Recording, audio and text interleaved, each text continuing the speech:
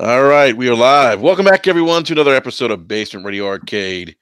We have one of our favorite returning guests, Jay Fonzarelli's in the house. Hey, what's up? It's good to be here. Jay, you know what, man? I feel like it's been too long, man, since you've been on the show, man. Yeah, it's been way too long. And as I just got through telling you, it's the time you start, man. Like it doesn't coincide with my work schedule, my kids' schedule. But hey, I'm here for a little while, so that's great. Let's get started, man. Yeah, man. We'll get to these topics. We have a lot to talk about. A lot of changes in the gaming industry. Some big changes. I think we're on the verge of a paradigm shift here. I talked about it in my morning rap rant today. So we saw some of our co-hosts coming in right now. Eric Jackson, what's going on, man? What up? What up? And we got B Money. B, what's going on, man? Man, what's happening? And we got Gaming Forte, who just dropped out and is back in. I don't know. Forte, are you there? Yeah, I'm here. What's up, Forte? Yeah, I had to go troubleshoot something. Nah, no worries, man. And we'll have the scholar himself, Slow-Mo Backslap, will probably be in here in a little bit. But yeah, guys, we got a lot to talk about. Something that we have talked about, I think, maybe for the last, maybe 2 years now. And that's really in regards to the direction that Microsoft's going. I mean, Jay, I know we talked about it before we went on air when we were doing Loot Chest together. We talked about it then. And that was that about a year ago? Is that Yeah, it was about a year ago. Yeah. So as many of us know, Microsoft is rumored to be bringing the GamePass to Switch, the Nintendo Switch. And I don't think it's rumor. Where there's smoke, there's fire. And Phil has basically said we want to be in all devices, and he wasn't kidding. So I'm just really surprised to see people kind of in shock or freaking out about this, because the writing's been on the wall for a long time. Phil's been talking about this forever, well over a year.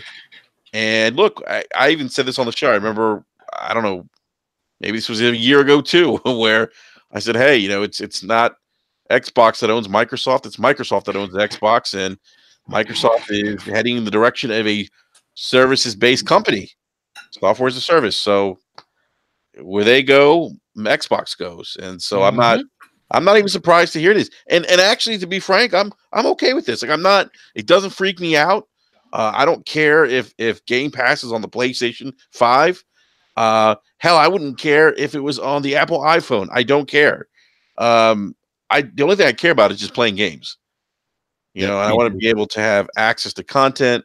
I want to be able to, play with my friends and just have fun gaming. It's, at the end of the day, it's what it's all about. I don't care about this, fictional console war or sales numbers. Oh, my console outsold yours. I don't care about any of that stuff. And I just don't. So, well, it's like I told you, Enrique, the people that freak out about this are the ones who pick sides, who had this inherent need to pick a side, and now they feel. I think actually Jez on Xbox 2 actually said it. He goes, it's those who put this investment into it like it's truly a sports team, and now they kind of feel like my sports team is losing. And that's not. It's a weird way to look at it. It's like, you shouldn't be mad. None of us here got mad when Phil announced that games were going to PC. All I said was, can I still play on Xbox? Yeah. Yeah, you can. Good. I'm good. Yeah. That's all I cared about. But I want to go to you, Jay Fonz, because you are our special guest this evening. I know you guys talked about this on RDX last night. What are your thoughts, man? Because again, this is something you and I've talked about. I've heard you talk about this on several occasions. Well, to be more honest, than a year ago. I've heard about these rumors for a long time, and like I even heard about it before any articles came out and stuff. We all know people that are in the know and know people that are within Xbox, and and you hear things, right? And so as I heard those things over the past couple of years, I kept putting it out there to people saying, hey, this may happen. And when it does, don't be shocked, sort of thing. And we've talked about it on Loot Chest. We've talked about it on RDX. And we've been round and round with this. And you're right, Eric. When it comes to people they're all up in their feelings, man. Like it is the hardcore fan base that is really upset over this, and it's like the people that are very emotionally caught up and tied up into this plastic, and that's been an issue with me for ever since I've been on YouTube, and I've been telling people for so long, and I've been called a liar, everything else, saying, hey, I'm neutral to this. I seriously am. Like, I don't care about these boxes. I'm not emotionally invested into the box. I'm emotionally attached to the game. It's about the games with this hobby for me. It will always be about the games. But I just think that, you know, at the end of the day, Phil's been saying this for quite some time and saying, look, back in April of 2017, he told people, we want to become the Netflix of gaming. We want to be on every device. And when he said these words, it resonated with me. It stuck with me. It stuck with you, Enrique. Yeah. Many of us it did, but to many out there, it didn't. And unfortunately, these people are going to have to either conform to this or go along with this transition, or, you know, speak with their wallet and not buy Xbox, I guess. Because I've had some people tell me I'm only going to buy Xbox games on an Xbox console. That's it. And if there's no Xbox console, I'm done with Xbox. It's like, okay, that is your choice. That is your choice. But for next generation, there will still be an Xbox console for you. Matter of fact, they doubled down and are putting 2 consoles out. So you have choice there next gen. After that, who knows? Xbox could leave the console market. I don't know. But the fact remains is that they will be putting Xbox Game Pass on every device that they can. So that's the way I feel. You know, it's funny, man. You bring up the, and I don't know why this is like, I feel like people are really overlooking the fact that they're still releasing 2 consoles next generation. Like they're not getting away from, you know, making boxes anymore. They're not doing that. I mean, who knows after next console generation what they might do? But geez, you have another 5 or 6 years of Xbox consoles, right? And I feel like people are still overlooking that. It just blows my mind. You know, B, I want to go to you on this because I know this is something you've talked about too. And B, I think you were probably one of the first people I think that were saying early on, I think maybe even 2 years ago, that thought that this is the direction Microsoft was going. Yeah, I mean, the writing's been on the wall. Like if what I found funny at like the beginning of this gen is, you know, all these Xbox fans, you know, start turning into Microsoft fans, and they start caring about other Microsoft events like Build and, you know, all the other Windows events and stuff like that. But you could just tell they were frauding because they weren't paying attention. Like when Microsoft turned Microsoft Office into a subscription, the writing was on the wall. You know what I mean? And Microsoft's going to do the same thing with all their products. That's why you could get an Xbox and pay for it monthly. You know what I mean? That's why Game Pass exists. All of that is to make Microsoft a service and to keep you into their ecosystem. And the writing's been on the wall for a long time. I've said this more than 2 years ago that this was going to happen. And, you know, everybody, you know, try to call me out and say I didn't know what I was talking about. It's like, come on, man. Microsoft, this is what Microsoft does. They're a software company, software-based company, and they're all about services. So if you are unhappy that they're branching out and going to any other place besides an Xbox, I feel sorry for you because this is the future, man. Yeah, no, absolutely, man. I think we've all been saying that. I think I know Eric has been on the same page. I know Forte, I think you probably have share the same sentiments. Slow-mo, I've heard you talk about this recently too, man. That, you know, this is kind of the direction they're heading, and it's funny. I think, you know, all of us have been gaming for a long time. I know I've been gaming. You know, Jay Fonz, I know you and I've been gaming for like 40 years. It feels like. You know, I know that Eric, you've been gaming for a long time. 30 plus years, maybe. And so we've all seen. It's funny. We've all seen this. Like we've seen different points in the gaming industry where the gaming industry has shifted, and it's always been. I said this on the Brap Rant earlier this morning. It's always been hardware that's really led innovation in the gaming industry, and we're seeing that shift now, where it's not necessarily hardware but software. You got to remember too. I lived through. We all did here on this panel through the era where we got into online gaming, and there was some pushback on that by some people. Some people did not want their games online. They didn't want it tied to a connectivity at all for the internet. They did not want that. And there's still people out there like that. So there's always going to be that rejection to change. And, it's totally understandable to a point, though, because along with innovation and everything, and this push forward, you need to branch out in certain ways, and you have to look to even like the movie industry, the video rental industry with Blockbuster and stuff.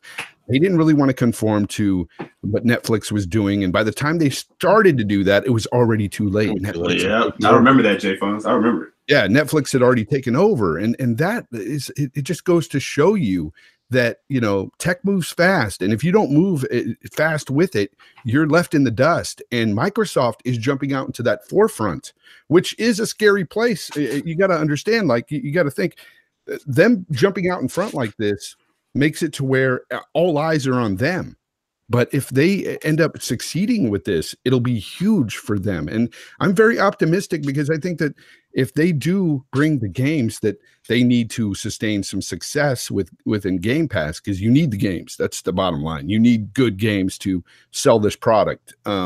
If they do that, though, it's going to be a huge success for them, and for us, the gamers. We'll reap the benefits on having more better games out there to play. Yeah, that's a great point. You guys mentioned Blockbuster, and I brought that up. I mean, if I would have said, and Eric, Blockbuster started, in your neck of the woods in South Florida. If I would have said to you guys, 18 years ago, well, actually longer than 18, like 20 something years ago, hey, Blockbuster's going to be dead. They're going to shut down and go bankrupt. You guys would have looked at me like, get the fuck out of here. You guys would have thought I was crazy. And lo and behold, Blockbuster's gone.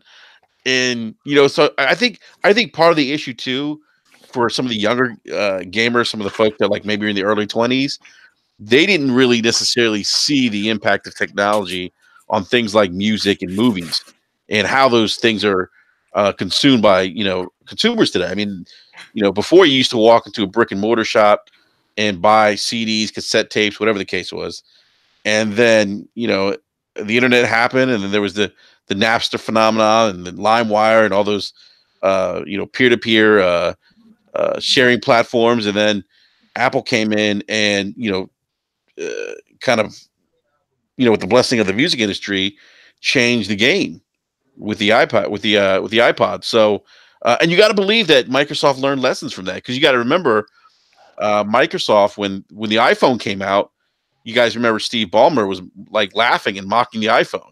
I remember. Yeah. Remember that? Who would want that? It doesn't even have a keyboard. Yeah, I remember that.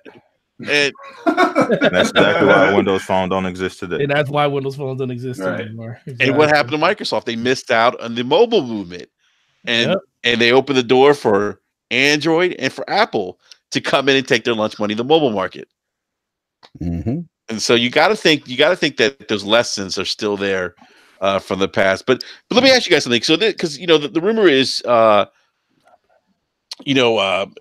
Game Pass going to Nintendo Switch.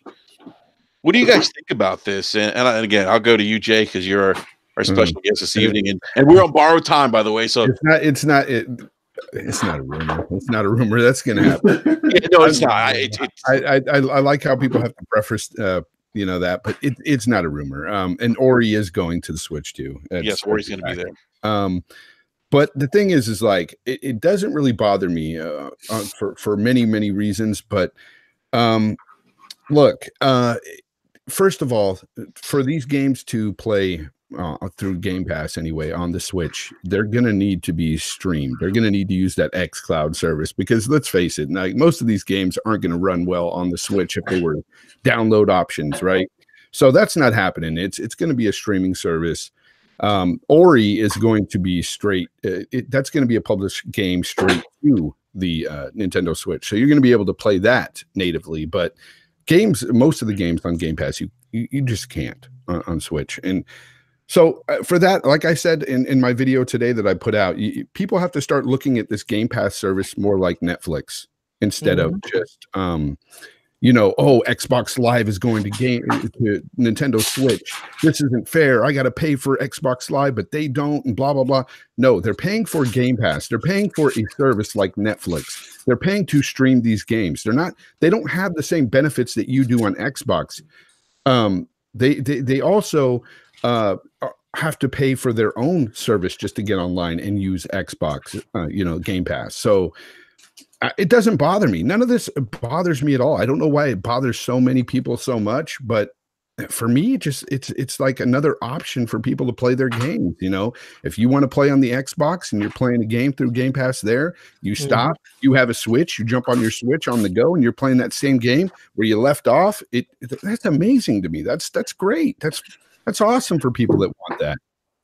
That's how I feel about it. I mean, it's not a big deal. Yeah, no, I agree, man. Forte and Slomo, let's get you guys in. Actually, let's get Slomo in here because he just hopped into the podcast. Slomo, what's going on, man? Nothing much, man. Sorry I'm a little late. Family stuff. Trying to get everything settled, get the kids ready for bed, and all that good stuff. How you guys doing tonight? Good, man. All right. Good, man. You tell the kids that Game Pass is coming to Switch. Yeah, right. I think we just look at them and be like, okay. So,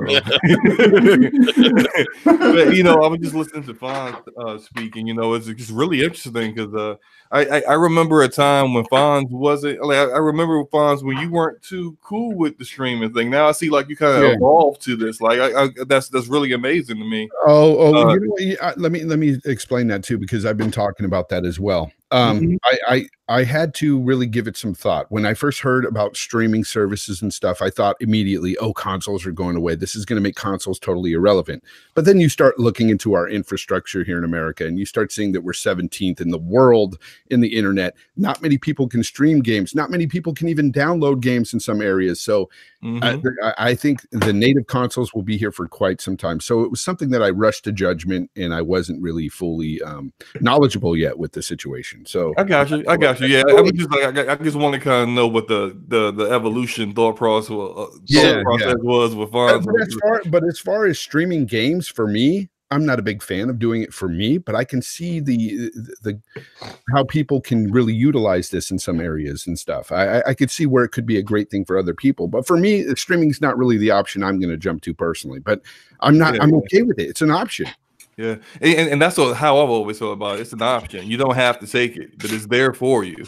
And if there are other people who, like me, for instance, I'm a technology guy. I'm a network engineer. I have never personally had a great game streaming experience, unfortunately, but I like to have one. So I'm all about like Microsoft giving it a shot. If they say xCloud can do no latency gaming, and make you feel like you're playing it with the hardware right in front of you at 10 megabytes per second, I'm like, you know what, show me, because I'm down for it. I just got a Switch. I feel like I got it at the right time. so for me, I'm just like, hey, let's go. The Switch needs Xbox Live. We all know that. You can't even say hi to one of your friends on Switch.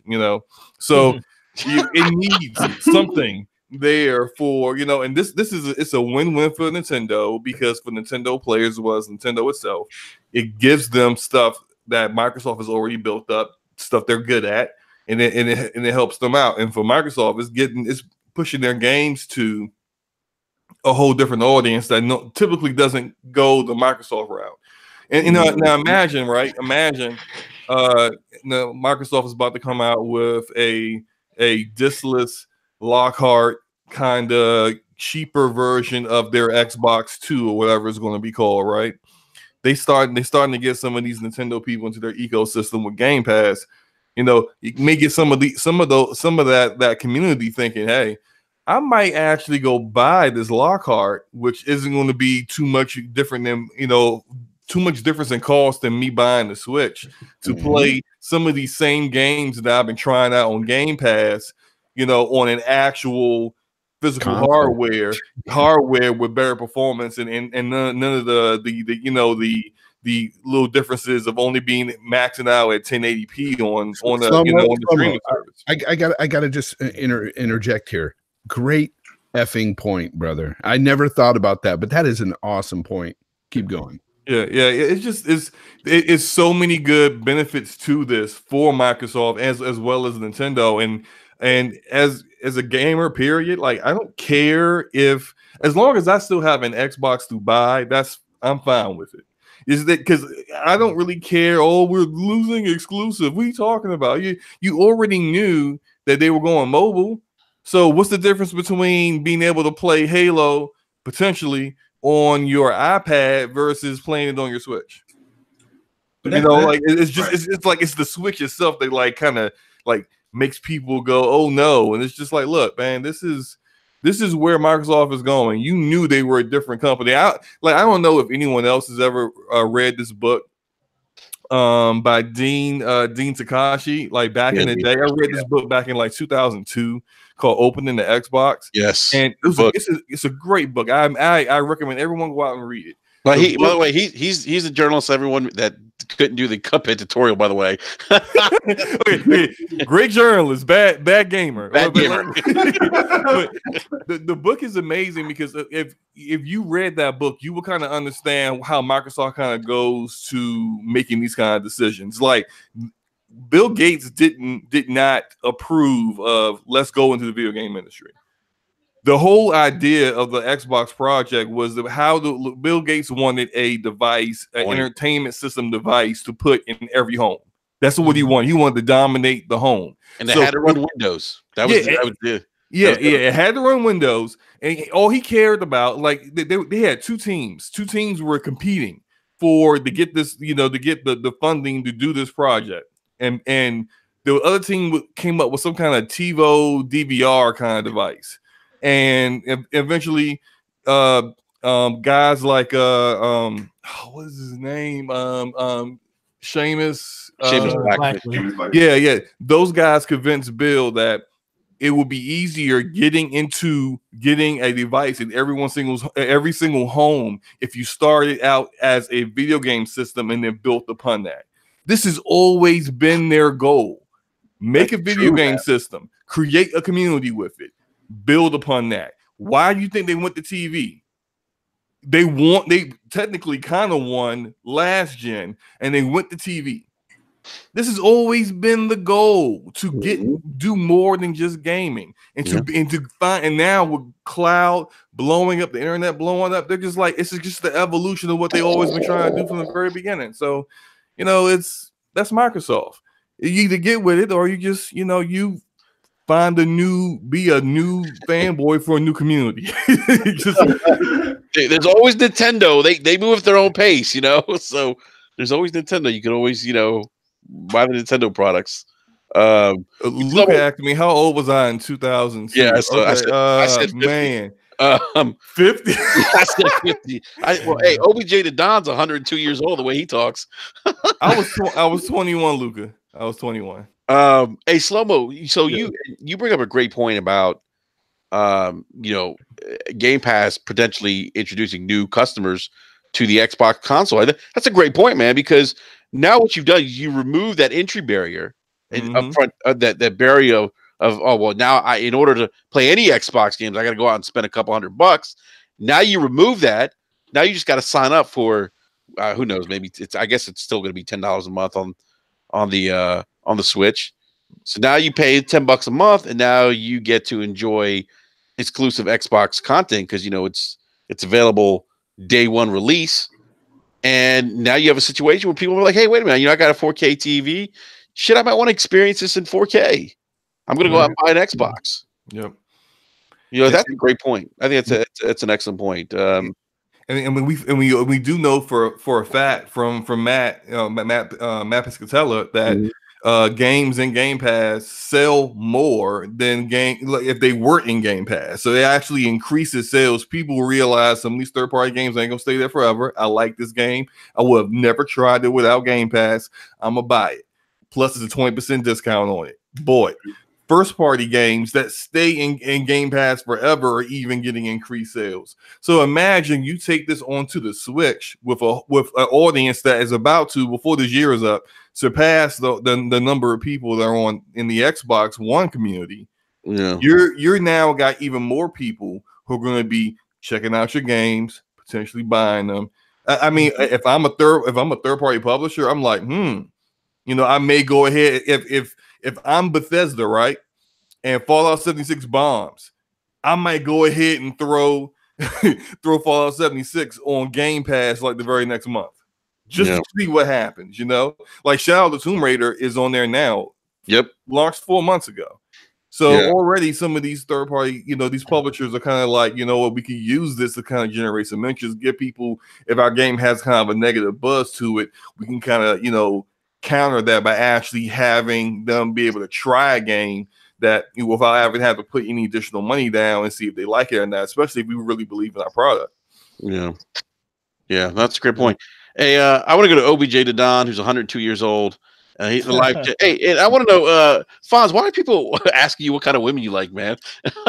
Oh man, that's always gonna haunt me. Luca did an episode of what's your dating preferences and stuff. She's just talking about dating and stuff, and I just mentioned that, hey, I like women of other nationalities, and like people started saying, you hate white women. I'm like, Jesus.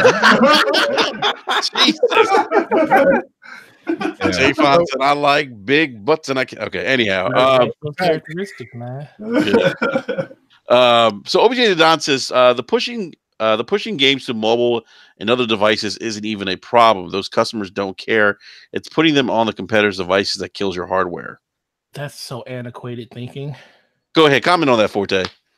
All right, so the problem I have with what a lot of people are saying about, oh my God, they're killing your platform, you're killing the console. If I remember correctly, when Xbox was launched, all the way back in 2000, 2001, it wasn't the system that enamored people. It was the games that were on the system that people saw at an event at E3 that got people excited. It was games like Halo and Brute Force and stuff like that they saw on their TV that made them excited for the platform. People always say in this community that they're not prisoners to the piece of plastic that they're playing on. They're a fan of the brand itself. And last time I checked, the brand is still going to be there. It's still a part of the Xbox brand. They are just branching out and doing something different with the brand that people are understanding. And putting your games in other places doesn't kill the fact that does it essentially kill somewhat, take some of the buzz out of your hardware? Yes, because you play those games somewhere else. But once people start realizing, like Fonz says, and you start playing these games on other platforms, and like Slow-Mo said, they start getting introduced to those games. All it is a gateway to get you to want to try those games. If you're that type of gamer and you like the experience of playing games at their best available resolutions and frame rates and stuff like that, it's going to make you want to go out and actually purchase that option that's going to allow you to do that. So it's like the gateway drug that's going to get you into the ecosystem faster, because right now Microsoft is in a situation where they have a lose-lose situation. They are a regional brand. They're not a global brand like Nintendo and like Sony. So people want them to make global decisions like that's the type of brand they are. They're not. The one thing I am super excited about in this announcement is they're being what they are. They're being a software company, and they're being a software company first. They took all those hits as a hardware developer, and some people will say, yes, they did well during the 360 age, but shoot, they had to pay $3 billion out of their pocket because they didn't make the hardware work right the first time. And then coming around this generation, people didn't like the direction of the hardware. So now that they're making a change and saying, well, we're not pushing the hardware like we want to. We're not pushing these boxes into people's homes. The number one goal, like they said, be in everybody's living room. Now, what can we do to supplement that? Now they're supplementing it by saying, we're going to get back to what we do best, and that is getting our services, our software into as many people's hands as possible. And then that's going to be the thing that's going to propel us to help us get more hardware into other people's houses. That's a reason PCs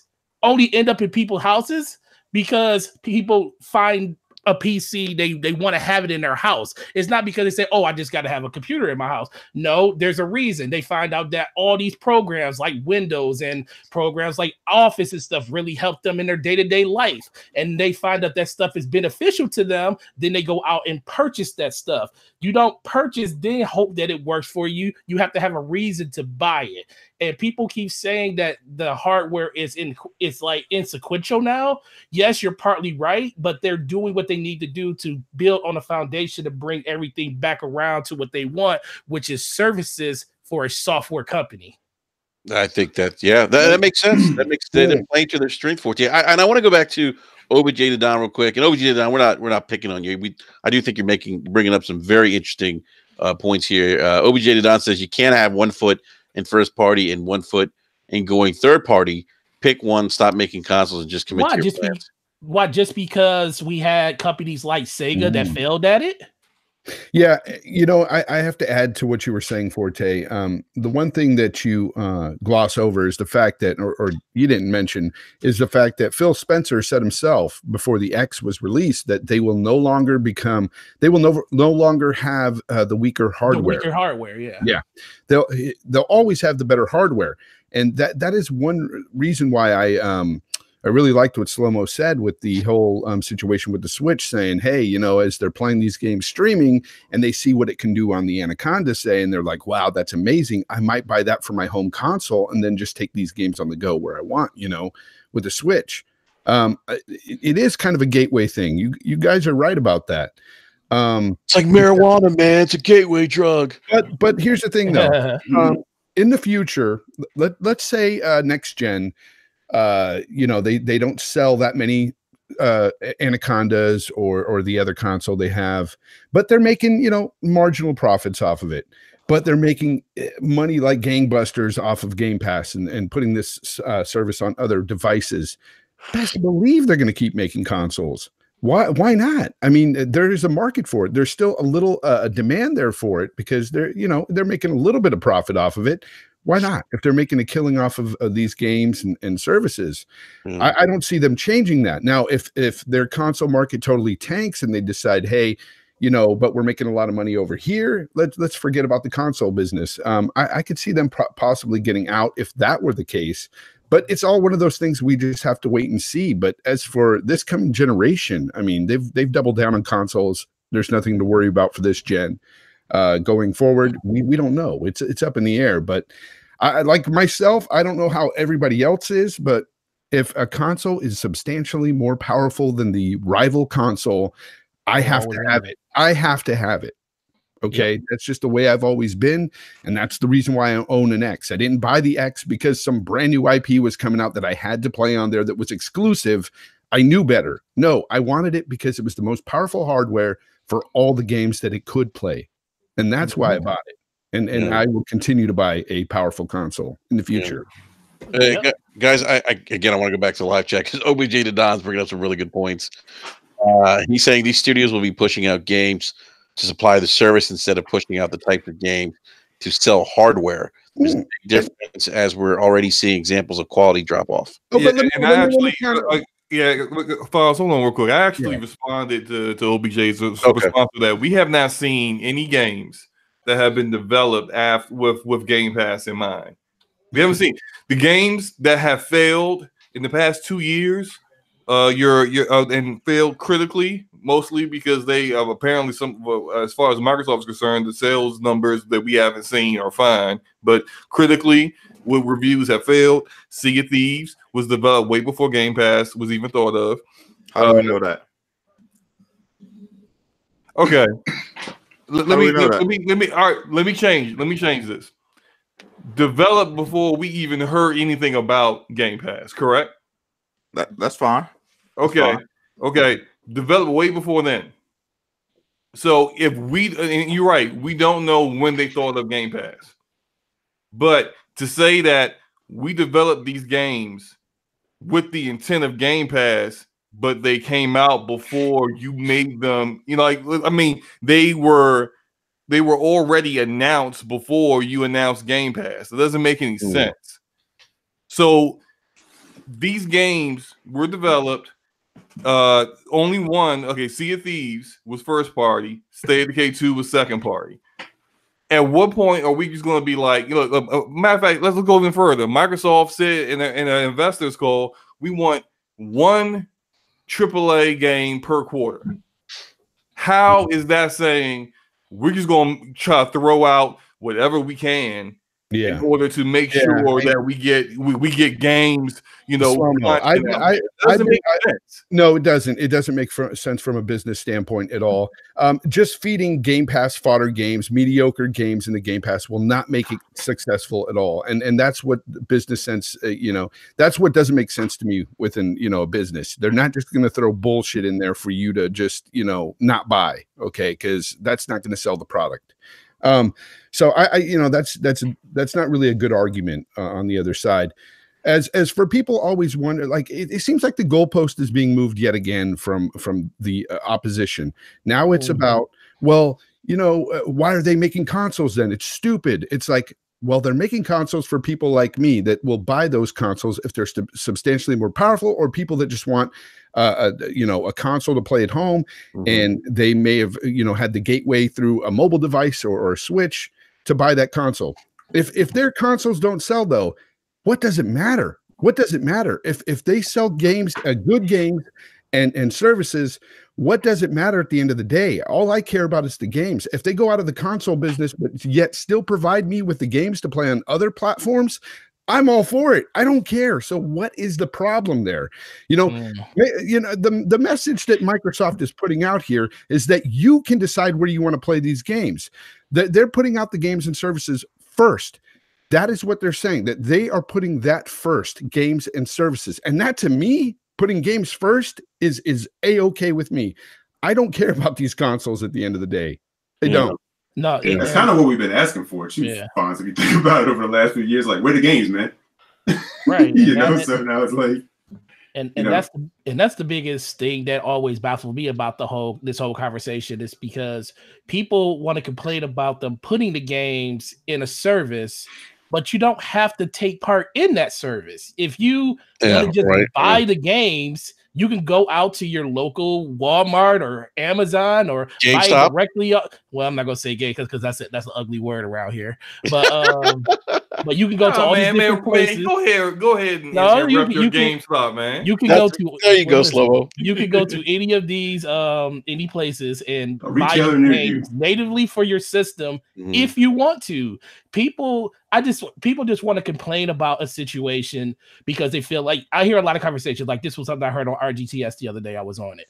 They say, well, they're taking all of the pressure and not putting any to Sony. They're making Sony not have to worry about hardware. They're not making them have to worry about, competition anymore because they're falling out of the race for hardware. Well, last time I checked, hardware isn't the end be all thing. Microsoft hasn't given us numbers on hardware and like a very, very 5-6 years at this point now. Forte, but who's to say that Sony's not heading this direction too? I mean, they are hiring people right now to beef up their PSN network. So, they started the streaming. They started this. Yeah, they did it first before everybody else. Yeah, they started it. They had when they had PS Now on Samsung TVs, where was the backlash? When they spent all that money on Gaikai, where was when they had their PS Now on other devices and weren't charging. Listen though, when they had their their PS Now on other devices and weren't charging for PS Plus, where was all the backlash? There wasn't none. All you paid for was the service. That's it. So all this stuff that we're hearing now from people is a bunch of just fanboy rhetoric, a bunch of just BS that honestly, at the end of the day, it doesn't matter because I see where the industry is headed. Even OBJ has said himself, he sees the industry heading this way. He doesn't like it. And I get it, but that's the way it's headed.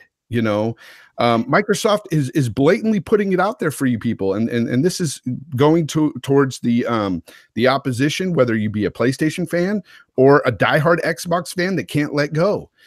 Microsoft is putting games and services before consoles. Yes. And you know what? As a guy who was never really into this console war, I'm all for that. Like I'm tired of that. Like I just want the games. Bring me some good games. And as I've said earlier, I said if they don't have good games and this fails for Microsoft, then it's a big fail, and it could happen. Like if they don't produce the games, this ain't going to take off. and we're well aware of that. But Yeah. this is the way the industry's heading, and they're jumping, head first. They're starting this movement. I want to go to the live chat real quick. Is OBJ the Don says Sony started it with originally, which we just mentioned. But he said that the difference is that they aren't putting their games day and date on the service or on the competitors' platforms. Yeah, that's true. Today, that's true. But who knows? I don't think. Look, Sony is careful. Here's the thing with Sony and Eric. We've always talked about. I always remember you, Eric, saying this. Microsoft's always good at knowing where the puck's going to go, or I forget what you say, that the term you used. Anyhow, it'll come to me. It's not like my term. It's I used to use for them. Like, be where the puck's going to be, not where it's at.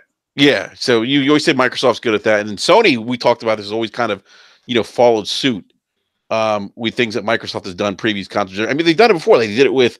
When Xbox Live was big on the 360. I mean, even back when Xbox Live was on the OG Xbox and Sony was kind of downplaying, Sony laid out some things too that Microsoft, kind of picked up onto.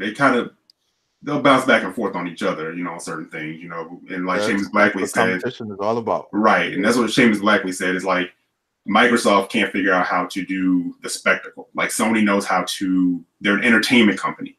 Yes. So they know how to lay that out there. They know how to put on the show. They know how to talk to an audience. They know how to build a grandiose thing and sell it to you. He said that's kind of where Microsoft falls short. But with something that we said on Brad numerous times over the years was, if you kind of look at what Microsoft is doing, is they don't necessarily care about the box. Xbox as a box to them was OG and 360, right? Mm-hmm. And partially Xbox One. Going forward, to them, what's more important? The brand. You know that brand. Eric, they've also been talking about engagement with these games over and over. Engagement. And that tells you right there, it's about the games and the engagement. It's not about the box. Mm-hmm. Yeah, I mean, like you said, we don't know how far they're going to go with actual consoles or whatever. But to them, the brand, selling the brand to people as Xbox is sort of fitting more with what they are as a company. Yeah. Not so much the box, but the fan kind of looks at it as, well, Xbox is a box. Right. Well, you gotta start thinking outside that box because that's what they're doing. Hey, someone in the live chat just says Dreamcast is underrated. Who said that? Dreamcast is underrated. Dreamcast is underrated. I'm sorry. I thought he said overrated. I'm sorry. That's the funny thing too, man. Dreamcast is underrated. No, it is underrated. But you guys may agree or disagree. Like people give all the credit, to Microsoft. We used to have these debates online with people about Microsoft started with the online. I'm like, no, actually, Dreamcast was in there. Dreamcast was doing a lot of stuff. 99, baby. Yeah. Dreamcast had Ethernet adapter when nobody had Ethernet. Yeah. Hey, real quick. Sega didn't have Microsoft's pockets, so they couldn't. They had already done their damage, but they put together a console that was very forward thinking. Oh, it was extremely forward thinking. I mean, and that's why a lot of people kind of looked at the Xbox as the spiritual successor to the Dreamcast. Okay, I want to go. I want to go back to B. I want to go to you because I don't know if you OBJ to Don, but OBJ, we're not picking on you, but you're bringing up some great points in the live chat. We keep going to what OBJ says because OBJ, he needs to be in here, man. Yeah, so just send him a link, man. Damn. Yeah, we should send him a link. So OBJ saying without competition we will get trash. It never fails. This is the world. This is the world mentality. Will be the death of console gaming. OBJ is not isn't it the games that is the competition here, not the box? Exactly. That's what I mean. To a certain extent, the box helps move. That's what gets the initial people in the door. You know what I mean? That's what starts the hardcore. Of course, but there's always going to be a platform there for console gamers, regardless, right? Or at least right now there is. As far as PlayStation 5, because if we're going to talk about, hey, there's not going to be, consoles in the future. I mean, that goes for PlayStation as well. That goes for all of them. But I'm saying, as long as there's platforms there to play on, it's these games that fight for our dollar at the end of the day. It's not about the box. That's true. for some of these hardcore fanboys, I'm telling you, at the beginning of a gen, when you're going neck to neck, when the competition is about to start off, the hardcore want the best box, and that's typically where they go, and that sets the tone for a generation. So does that lead credence to Phil Spencer saying they're going to make sure they have the most powerful hardware? You know why they said that? You know why they said that? Because they got their ass stomped on this last generation, and they know that they need to hit the hardcore. They went super casual with the Xbox One X. It was all about TV. It was all about sports, and they got clowned. You know what I mean? They stopped talking to the people that put it on. Exactly. Yep.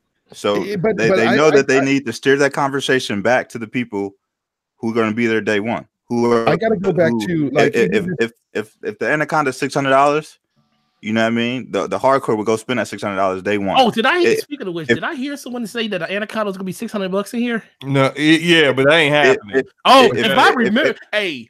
No, I know exactly what you about to say. I've been saying it for but just because money, all I'm saying, as soon as Fonz said that, I was like, dude, I've been hearing the same thing. All I'm saying is I'm hearing rumblings about between $500 and $600 for Anaconda, and the other one is going to be really cheap for a decent console, better than the X, as far as CPU and stuff. And things. I will forever say $600 is you may get some hardcores that you're not going to get enough. Yeah, no. $600 is where people tap out. They say, good luck to you. I will buy your competition. I'm telling you, $600 is where you luck to you. Up. It's like about 10 years ago, $600, you weren't doing it. Now, $600, nothing. You can swing that. We get the fence. With no games? No games? No, they got to show the games, bro. Pass out the game. Yeah, you got to show the games. You got to show the games. You got to have good games. You can't sell any of this stuff without great. Yeah. You got Game Pass out the gate, but look, man. Time out, guys, real quick. Just the $600 thing. If Halo Infinite, which is rumored to launch with a new Xbox, if that comes out and looks ridiculous on the Anaconda, people buy it. Yeah, they're not spending $600 on it. They don't care. Some people gonna be in front of their house with a lemonade stand. Halo Infinite could look like topless blonde angels floating around you and give you that euphoria kind of feeling, and people be like, "But Dag, $600 though." Okay, but slow-mo. You got to think about what about all the people that say that they'll just buy a PC that'll cost them double, even triple of what those consoles cost. A lot of people say a lot of stuff. The majority of people who game on PC don't have a PC that's stronger than an Xbox One X. That's true. Look, people front really hard on the internet and be playing on their little crappy 10-year-old laptop at home. There's a whole lot of front going on. A whole lot of fraud. Look, $500 is it. Hold on, wait. I'm telling you. Go ahead, B. 500, man. If the Anaconda comes out at $600 with Game Pass and finish there day one, people are going to buy it. You're going to sell 1 million consoles within that first 30 days. I don't know, but all I'm saying is that for me, if they show a really good AAA game, because just Game Pass by itself isn't going to sell it for me. I need to see the games. Okay, I've been saying that for a while, but I got to call out. OBJ. He said there's like 3 shows on Netflix he watches. The rest are trash, but you still subscribe. OBJ. Yeah, when's the last time you canceled that subscription? And he won't. He won't cancel it. I got 2 things to say. Don't call me Danny. Said they sold the X with no games. True, but it was $500, not $600. Difference. Yeah, and it was. And OBJ says 3 years ago. And the first thing that I will agree with OBJ with about tonight, show me a console that's $600, and I'll show you a dusty shelf to sit on. That's where it's going to sit. Until you drop that price down to $500 at least. No, I don't want to hear that from people. You're telling me if Digital Foundry comes out and they do the breakdown, the Anaconda, and they're like, "Yo, this shit is $600, but it's more powerful than $600." And wait, and they show Halo Infinite and Halo Infinite in all its glory, like you said, angels and topless angels, whatever you said. You're telling me that you're not gonna be like, "Oh man," like when the rest of us are like, man, this game looks so hot in the Anaconda, and you're still playing, and you're playing it on the One X, on the One X, and I'm good, and I'm good. Might not be good. I don't know. I'm You good. know what? Look. Funny here? I'm gonna tell you like this. Like, so I'm gonna use the Switch as an example, right? Oh Lord. No. But hold on. This is a little bit like marketing too, and I know on the business side of things, these companies think about this. Nintendo prices their Switch at $300, right? But then you look at all the stuff you need with it: a carrying case, a Switch Pro controller, all these additional things that you need, right? You end up spending probably about $500. Right. Would you buy a Switch at $500 if you thought from the very start I'm gonna spend $500? You know how many people knew that going in and bought a Switch for over $500? I did. So many people did that. You guys are the hardcore audience. This is that's what I'm saying. Who buys systems day one though? Hardcore. We all have Switches, Xboxes, and PlayStations. I just gotta say, it's more than the hardcore audience. You gotta get the casuals in there. The casuals are the one that drive the hardware set. You know what? Wait. I didn't buy a Switch. The casuals are gonna buy the Lockhart for $300. They got X2. They get the X2. I didn't buy the Switch, but I'm just saying, when you break it down like that, they're paying over $500 for a 480p screen sometimes, with some of these games. Yeah. I'm embarrassed for y'all. But no, they don't even think about the fact that they spent all that money on it. Hey, when you put that $600 price tag, it's right in your face. I'm spending $600 on it. I won't hold on. Hey, one of these X's is gonna go back to the store and get traded in to make that price a lot cheaper. They got a foldable phone for $2,000. $2,000, bro. $2,000. People are going out buying it. People are buying the iPad Pros for like $1,000. I mean, people will buy this stuff if it's worth it. But again, you have to have the games. It's just like saying, if they put out a $600 very powerful PS5, would people buy it? Fuck yes, they would. I want to go back. I just want to say one thing though. Everybody on this panel, I love you to death. Literally 3 months ago, when we had this conversation, 3 months ago, I was on an island by myself. You were. Now it seems like everybody but Slow-Mo is the lone survivor that believes that this may just happen. I just want everybody to know about this. At E3, when they announced, they won't announce price at E3. Next year at E3, when they announce the price, I'm gonna take us back to this day. Just to show you guys who got the W and who got the L. Hey, Slow-Mo, I'm hoping it's not $600, bro. I am too. Don't worry about it. It's going to be $500. Hey, it's the same thing. It's the same thing from 2 years ago. Everyone was like, "Oh, this Scorpio is going to be like $700, $800. There's no way it's going to be any cheaper than that $500." Hey, but you know what? See, here's the thing. This is where I'm very consistent as well. I bought a freaking what was it? A 3DO for $700. Okay. Oh my god. A 3DO for $700 back in the day. Oh wow. And that was the biggest L I ever took. The biggest L I ever took. What did you play on it? You know what? Almost exclusively Samurai Showdown, bro. That's all that was on it. That was all that was on I can think of. That game was fire, bro. With King of the Fighters, with Samurai Showdown, King of the Fighters. What's another game that was on there? There was a lot of trash on there. Was it like some Gecko game or something that was on there? Yeah, Gex. Yeah. Oh my god! Yeah, I bought a Neo Geo and only had 2 games on it because the games cost too much. The games cost $600. I owned 2 games on it. That's it. Yeah. Hey, I want to go to you, B Money, because you brought up a great point. Like, even if it's $600, I think you said it's the hardcore that's going to consume it first, right? Yeah, and the hardcore is what you need out the gate, man. Yeah. If you don't got the hardcore channels, the narrative, and that's all the casuals will go. That's what everybody's talking about. Like if you're a hardcore guy and you got whatever the console is, you go back to work and you got some casual gamers, you know what I mean, who are there, don't really know what's going on, and you're talking up whatever console it is. Guess what? They're probably going to pick up whatever console you're talking up. You know what I mean? Yep. And a year later, when that price drop happens. Exactly. Hey guys, That price drop, they start at 600. That price drop's not going to happen for like 2 years. But let's look at it from a different perspective. Okay, one, the PS4 vastly outsold the Xbox, right? And now we're in the digital age where people are building up their digital accounts. So you're carrying like this digital catalog, this library with you.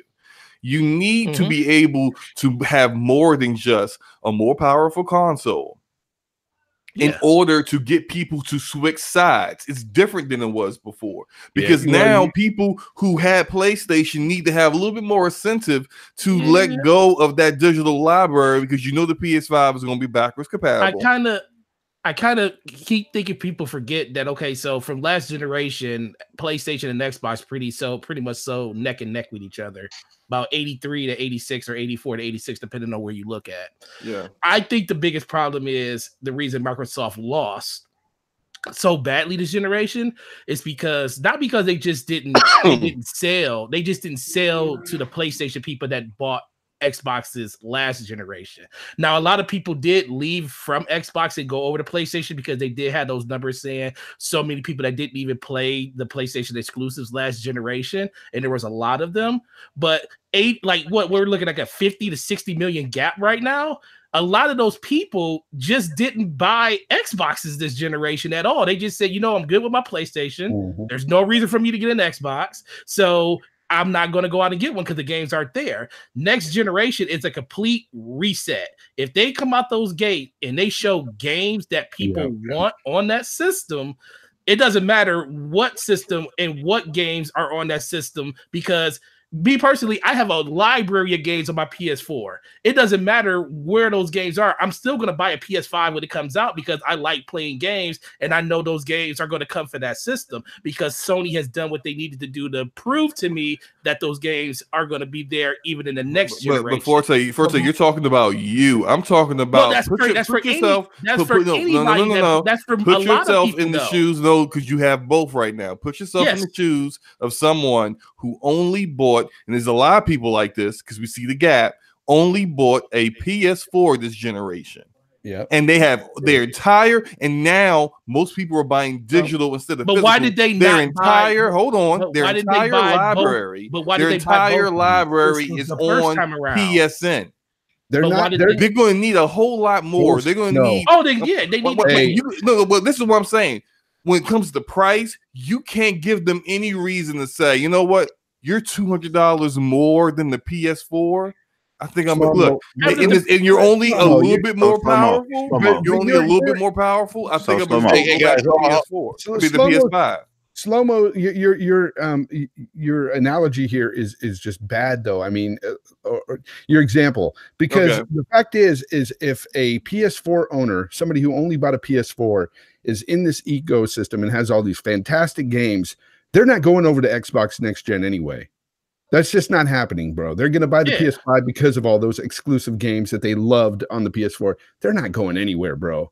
So, I mean, if they're that diehard and could only buy one console, it's going to be the PS5. It's going to be the PS5. But the vast majority of that huge 90+ million PS4 owners are not people who are just there for the exclusives. The majority of them are casuals. No, the majority of them are casuals who fell for the marketing deal. Hey, Call of Duty, PlayStation. I'm buying my PlayStation here. So why do you think Microsoft is going the route that they're going? Because if they could put Game Pass on the PS5, they would, and that's how they would get to people. Apparently, they did approach Sony about that.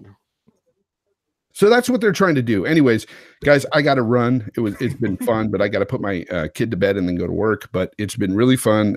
Thank you guys, and thanks to the chat. The chat was awesome. But yeah, this panel's awesome, dude. I love talking with you guys. I have a question for you before you leave, Fonz. Did you change your icon because people kept saying you were repping Crackdown too much?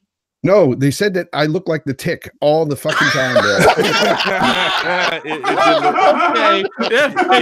did look like I've been looking at it for the last couple of days. I was like, okay, that one looks a lot better. He doesn't look like Well, no. It's supposed to be 80s / cyberpunk. Cyberpunk, Yeah. I got it when you explained it on RDX the other day. Anyway, but yeah, it's been real fun, and as always, man, love talking to you guys, dude. Slow-Mo, Eric, B Money, Forte, Enrique, OBJ in the chat, Irrelevant Native, all these guys, Chief, they're all fantastic guys, man. And that's the one thing, you guys always have a great fun chat, man. All the time. It's fun. So if I can make it again, dude, I will definitely make it again. Yeah. We got to get you back on Fonz and do a rant, man. All right, man. Take it easy, guys. Have a great night, man. All right, see you, Fonz. All right, Jay Fonzarelli, everyone. Big shout out to Jay Fonz for hanging out with us for an hour. B-Money, you were saying something. You were trying to get a point in, man. I was just trying to see, with Slow-Mo's logic, it would almost seem like Microsoft would almost need to match price. You know what I mean? Like, because at that point, like, even if it's $100 difference, if it's more powerful, but your library, all this library that you built up has been on the PlayStation, why would you jump over anyway? Yeah. I think that's another point towards why most likely these are probably things that within Xbox Game Studios they've been kicking that very thought around that B Money just said. So I still don't think they say, well, screw it, let's just go $600 then. But I think they kind of understand this is why they're going to go ahead and push Game Pass to Switch. Push Game Pass to everywhere else they can, because they already know. I mean, we already know based off the fact that they don't sell well outside of their home territory that Xbox wasn't going to outsell PlayStation next gen anyway, or as far as hardware sales go. It wasn't going to happen anyway. Depends on how America picks up on it. Yeah, but I mean, Europe is a different animal now than it was last gen. Definitely. So Europe and America alone is going to outsell just Xbox in a strong North America. It's just the way it is. It's a numbers game, and they know that. So this is why they gotta make a change in things when it comes to your services company. Leverage what you do well, and that's going to be Game Pass. It makes perfect sense to me. But I'm just saying when it comes to, and we all agree that they want to have in the beginning of the gen, it's about power, and people want to see I need to buy which hardware I'm going to buy, which one's most powerful. It's always been like that. I remember back as a kid, people talking about the Genesis is more powerful than Super Nintendo, or no, it wasn't. No, I can't even remember which one was what. I just remember as a kid, everybody was arguing about that. So. Right. That's always going to be the narrative at the beginning of the gen. And yeah, they want to make sure they have the most powerful, but price is always going to be the determining factor. PS3 was said to be more powerful than the 360, and it just didn't perform as good, throughout the gen, but it was more powerful, yet cost way more, and therefore it did not sell more. This is always going to be a price thing. To me, I'm telling you, it's always going to be. It all depends on what that second system comes in at. Like, it's being rumored that they're trying to put it in line with the PS5, so in power and price. So they're trying to have a system at the same price point as that, and they're also trying to overshoot it with the Anaconda, which is going to be the one if you want more. So with that thinking, if they do come out and release a system that is in line with PS5 and still can overshoot it with a better one, I think they covered both bases then. Okay, now that's different, because I've heard differently. I've heard that the Lockhart, this is one you're talking about, right? Yeah. Yeah, I've heard the Lockhart, they intended to be less powerful than the PS5, but they wanted to be somewhere like $300, $350, or something like that. That's why I heard. And I have never heard that they wanted to be on par with the PS5. If you're going to have your Lockhart on par with the PS5, then go ahead and price the Anaconda at whatever you want, because now you're definitely on the level of, this is your premium. Because you might as well buy it. This is almost like a PC at this point. I mean, because you go ahead and make it that kind of. Because you got to think at a certain point, we already know that Microsoft said they're taking all their all the consoles are going forward. So where does the X fall in that? So the X can easily be that entry level system, $300 when this does happen, that gets people into the door, because the X is still going to be. I mean, we already get 4K 30 capable games with the system. Yeah. And then if they want to, what do you think the X ain't gonna take a $200? I mean, the X ain't gonna take a $300 price hit over the next year when we start seeing those new systems come out. That's why I think the X is going to be that entry system. And the Lockhart is going to be the system that's going to be on par with the PS5, and it comes in price at that same price point. And it's going to come, and then you're going to have the Anaconda that's going to be above it. They're basically going to say, we got an Xbox for every level that you want to be at, and you'll still be able to play all these same great games that you see at all these different conferences. Yeah. If that's the case, then yeah, I will agree with you then. If only if the Lockhart is at the same power level as the PS5. That's the only way it's going to work. Yeah. Hey, real quick, there's actually an article of the lordsofgaming.net website. That's the Iron Lords podcast gaming site. If you haven't checked it out, definitely go check it out. There's I think it's Mod Z actually put up an article about Lockhart, and this is rumors. I mean, it sounds like it's going to have a beefier CPU than the Xbox One X, but it's rumored to be anywhere between 4 to 6 teraflops. So I mean, that sounds like kind of what you guys are describing, like that. You know, the X would then be the entry point, and then the Lockhart would be like that kind of mid-level console for the Xbox, and then the Anaconda being, the beast. But then I've also heard that the PS5 is going to be in between the Beast and Lockhart. That's the thing. We don't know what the PS5 is going to be. That's the thing right there. Yeah, but that's all I've ever heard is that the PS5 will be in between the Lockhart and Anaconda, and that's where I was like, I can see a lot of people just saying, I don't want to spend that much on the top of the line, but I can get great value out of this. Plus, I'm already in that ecosystem. I'm just going to get the PS5. And you're right. And it doesn't even have to be as powerful as it all comes down to the money. If they can show a Lockhart be like at least in the same percentile of power as the PS5, it just come in at a cheaper price point, it still does the same thing. It just, they have to show the value of that system versus a PS5. Well, the value is only going to come in games, and they're going to need to make sure. Yeah, they got to show the games. Yeah, whatever that new game that Naughty Dog is working on, that's not The Last of Us 2. I expect to see that very soon. It's gonna be fire. That's you need to step it up. I mean, like we're gonna need Ninja Theory and Obsidian to put on the big boy pants to be hey, we're gonna need that playground action RPG to be the bee's knees. Mm-hmm. That's how you're gonna be able to get people to say, you know what, I think I'm gonna go get Xbox this gen. Well, these 14, it's gotta be more than Halo Infinite. I mean, like I said, Halo Infinite could look amazing, and I think it probably will be amazing, especially if they make it open world. I think it's finally 343 is gonna get it, but it's gotta be more than Halo. Gotta be way more than Halo. Yeah. These 14 studios, or however many they have now, are going to basically make and break next generation in the next 3 to 4 months for Xbox. Yeah. Hey guys, real quick. So I can't even talk. Do we all agree then that they're showing hardware off? Because that's the other rumor. E3 2019. Oh, they're showing hardware. Brad Sam's talked about it too. I think Rand had mentioned it. Either on Weapon Wheel maybe or RDX. I think, I don't know. I can't remember. So you think this is a definite? B, they may not show it, but they're gonna talk about it. Yeah. B, have you heard anything, man? Any nuggets, B? No, I haven't really been paying attention. I'm actually tired of talking about hardware, to be totally honest. Same here. Yeah, I could care less. If you're talking about games, like I really don't. That's what I'm trying to tell people, man. Like we just got over talking about the X.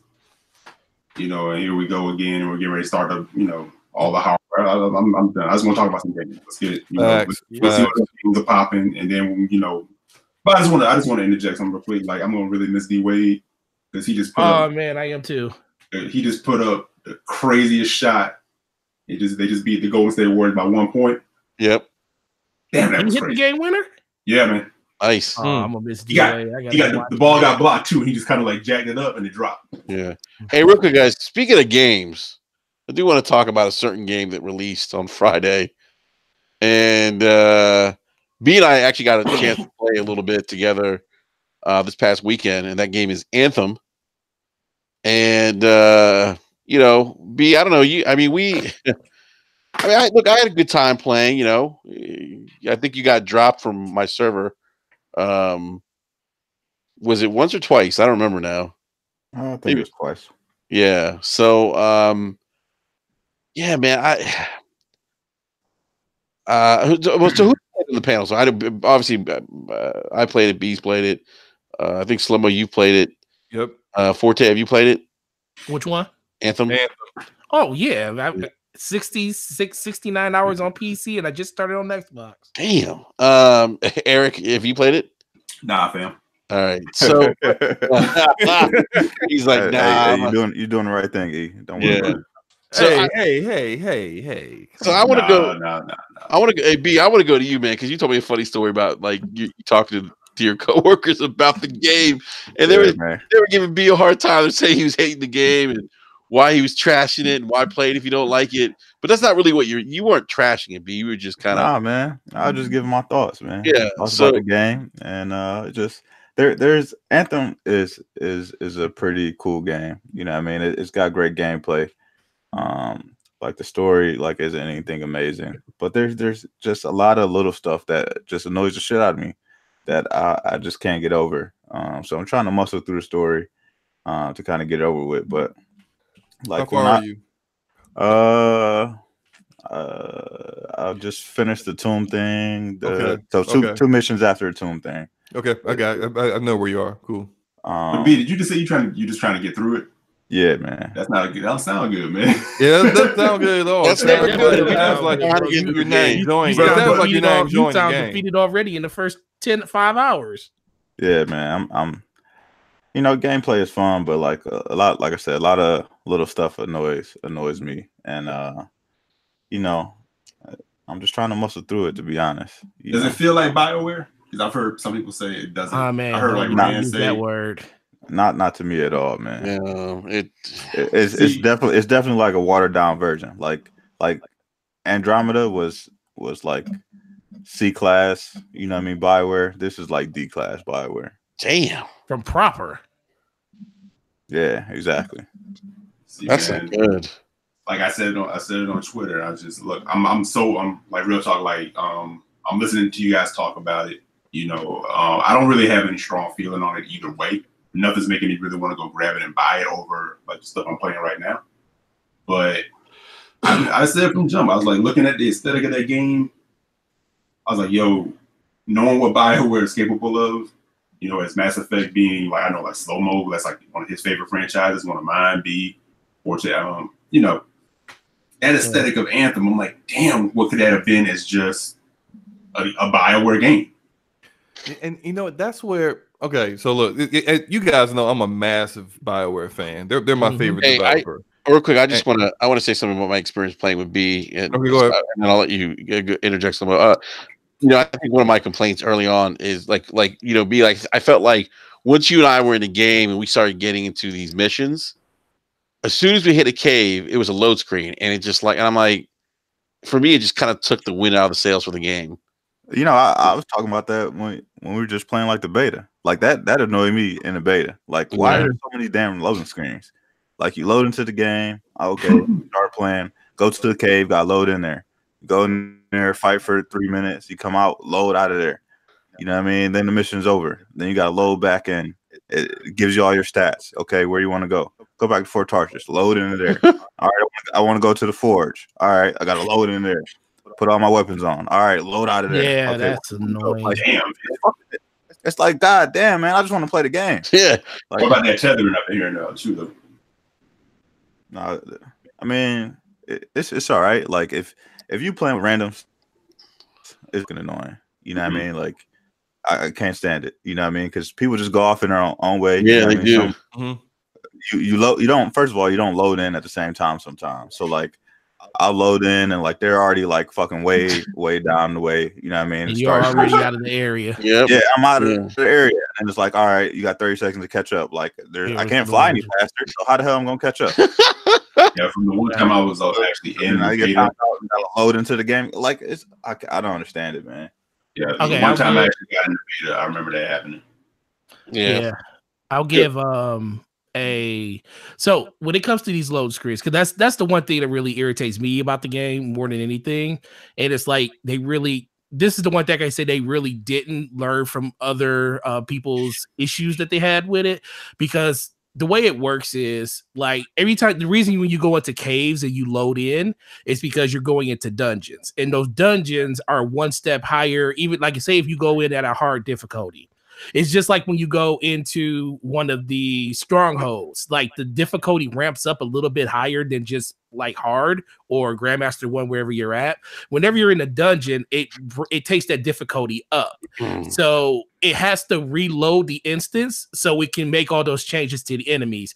And that's the reason if you ever play Destiny, whenever you go into like certain areas, the game has to like if you do a heroic event, if it's like a regular event or heroic, it does a different load depending on what's going on in the game. And sometimes it freezes you in place. And it freezes you in place depending on where you're going. So Destiny does the same thing. So they're doing it in this. But the problem is it better. Yeah, they just hide it a lot better. Yeah. But in this game, it's constant. It's like everywhere you go, even when the like mission structure takes you into different areas of the game, it makes you go through these areas. And when you go into these areas, instant load. And then the fact that whenever you got to go into your inventory to not your inventory, but anytime you have to like look at your character inside of Fort Tarsus and you have to load in it and load out of it, where compared to games like Division or Destiny, all you got to do is hit the menu button and you're right into the game. So this is the one thing that people like, we have graduated past this type of gameplay where we think that everything has to be instantaneous in a game like this, because everything is all about respecting my time. And the more I look at a loading screen, it's the more I feel like you're taking me out of the experience of the game. And that's from me I played 67 hours in the game, and it annoys the hell out of me when it comes to this game. And it's more than just the fact that it's loading screens, is that they take a very long time to load. And that's just, once again, thanks EA for forcing nearly all of your developers to use the Frostbite engine, because this is how Frostbite engine is very CPU intensive, loads a long ass time. This is what happens. And honestly, but then I also got to think about, and the reason why I know it's really just it's not just the load screens, it's that they take a long time, is because no one complained about load screens in Mass Effect trilogy.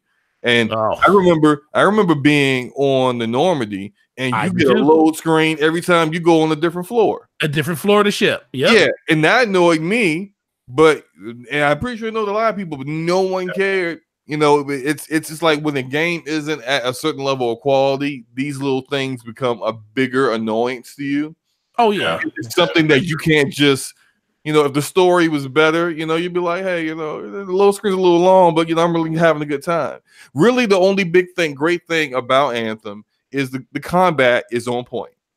The combat's very good. The jabs are well done. Can I just interject real quick? Did you like Mass Effect before you say that, Enrique? Did you like that combat system? I did, but I just want to say, I feel like, I don't know, guys. I feel like Anthem just feels like Gears of War with jetpacks. I knew you were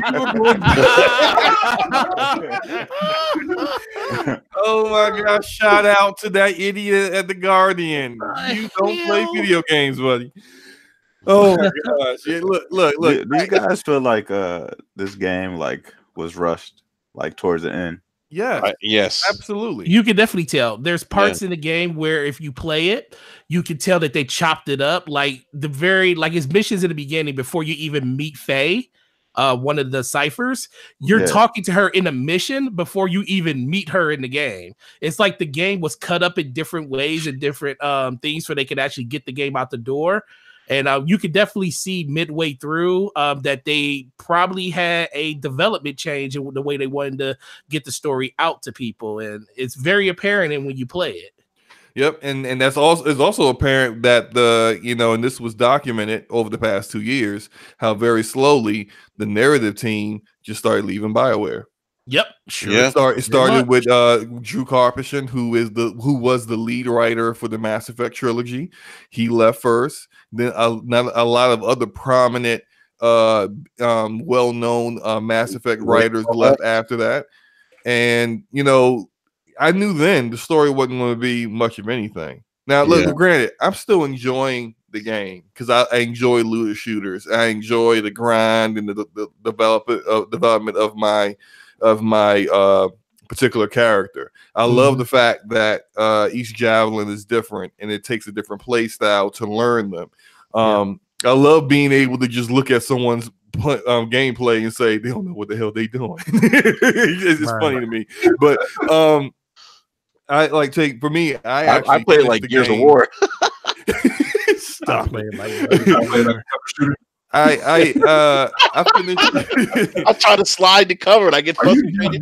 Playing Quantum Break. I try to play like Quantum Break. I finished the game yesterday. I finished the main story, and so now I'm in game. I'm about a level 24. So I'm not quite max level yet, so I can't do Grandmaster missions. I mean, I would say this: there is more in game here in this game right now than there was in the Division at this point. Yeah, that's true. I mean, there's more in game in this game than was in that Destiny 2 when it first came out. Yeah, so that's something to put a feather in their hat. Although, as OBJ once said in the chat as well, that they have a loot issue right now, and so loot issue is it ain't dropping the great loot. There's really, really good loot in this game. My God, it's great loot in this game. But it takes you forever to get to it. And and even when you get to max level and you're doing Grandmaster 1, Grandmaster 2, it's still dropping greens and white level gear for some people. So they made a change, and I think they got a little too generous. So people was getting like, I'm getting masterwork this, masterwork that. Everyone was loving it, and then they rolled it back.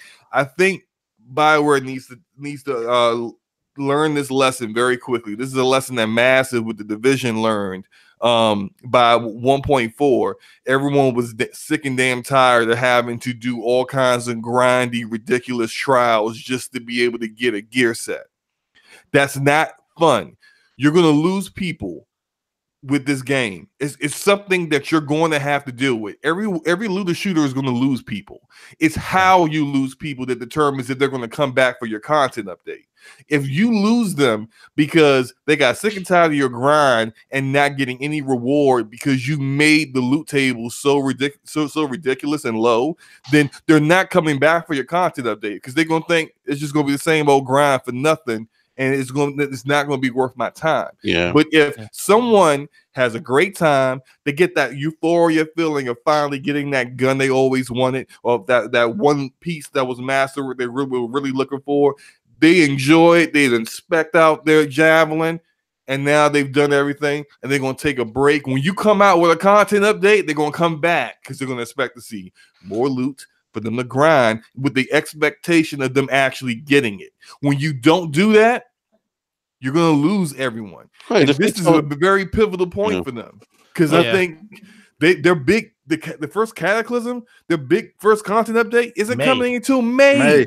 That's 3 months from now. You need to be able to make sure that people, when they stop playing your game, and they will when the Division 2 comes out, that they have a better feeling about it than they do right now. That's the other thing. They're going up against Division 2. That's like a month. Well, not even a month. 3 weeks away. Yeah. So open beta this weekend, by the way, for Division 2. May 1st. May 1st. Yeah, that's what I'll be playing instead of Anthem. Yeah. but I just want to say something real quick. Like, just regarding the reviews, like I see people say, "Oh, I can't believe it's getting the reviews it's getting," and I'm like, I'm not surprised because you got to remember something. Like, look where this game is released. This, towards the latter part of this console cycle now, it's being benchmarked between, what Destiny's done, Destiny 1, Destiny 2 has done prior to this game coming out, and what the Division did, and the improvements the Division did when that came out. And so I'm not like I think Forte, I think he's talking about like the quality of life stuff. It's not there for me right now in Anthem. Well, can anybody tell me what the stats are on their player? What you mean? I'm like level 9 or something. I don't know. They don't have a stat sheet which they need to have. They do need to have it. So why is that? Why is that not in the game? Why am I getting stuff that tells me that I can get 300 plus bonus, but I don't even know what that 300 plus bonus is applying exactly. That's true.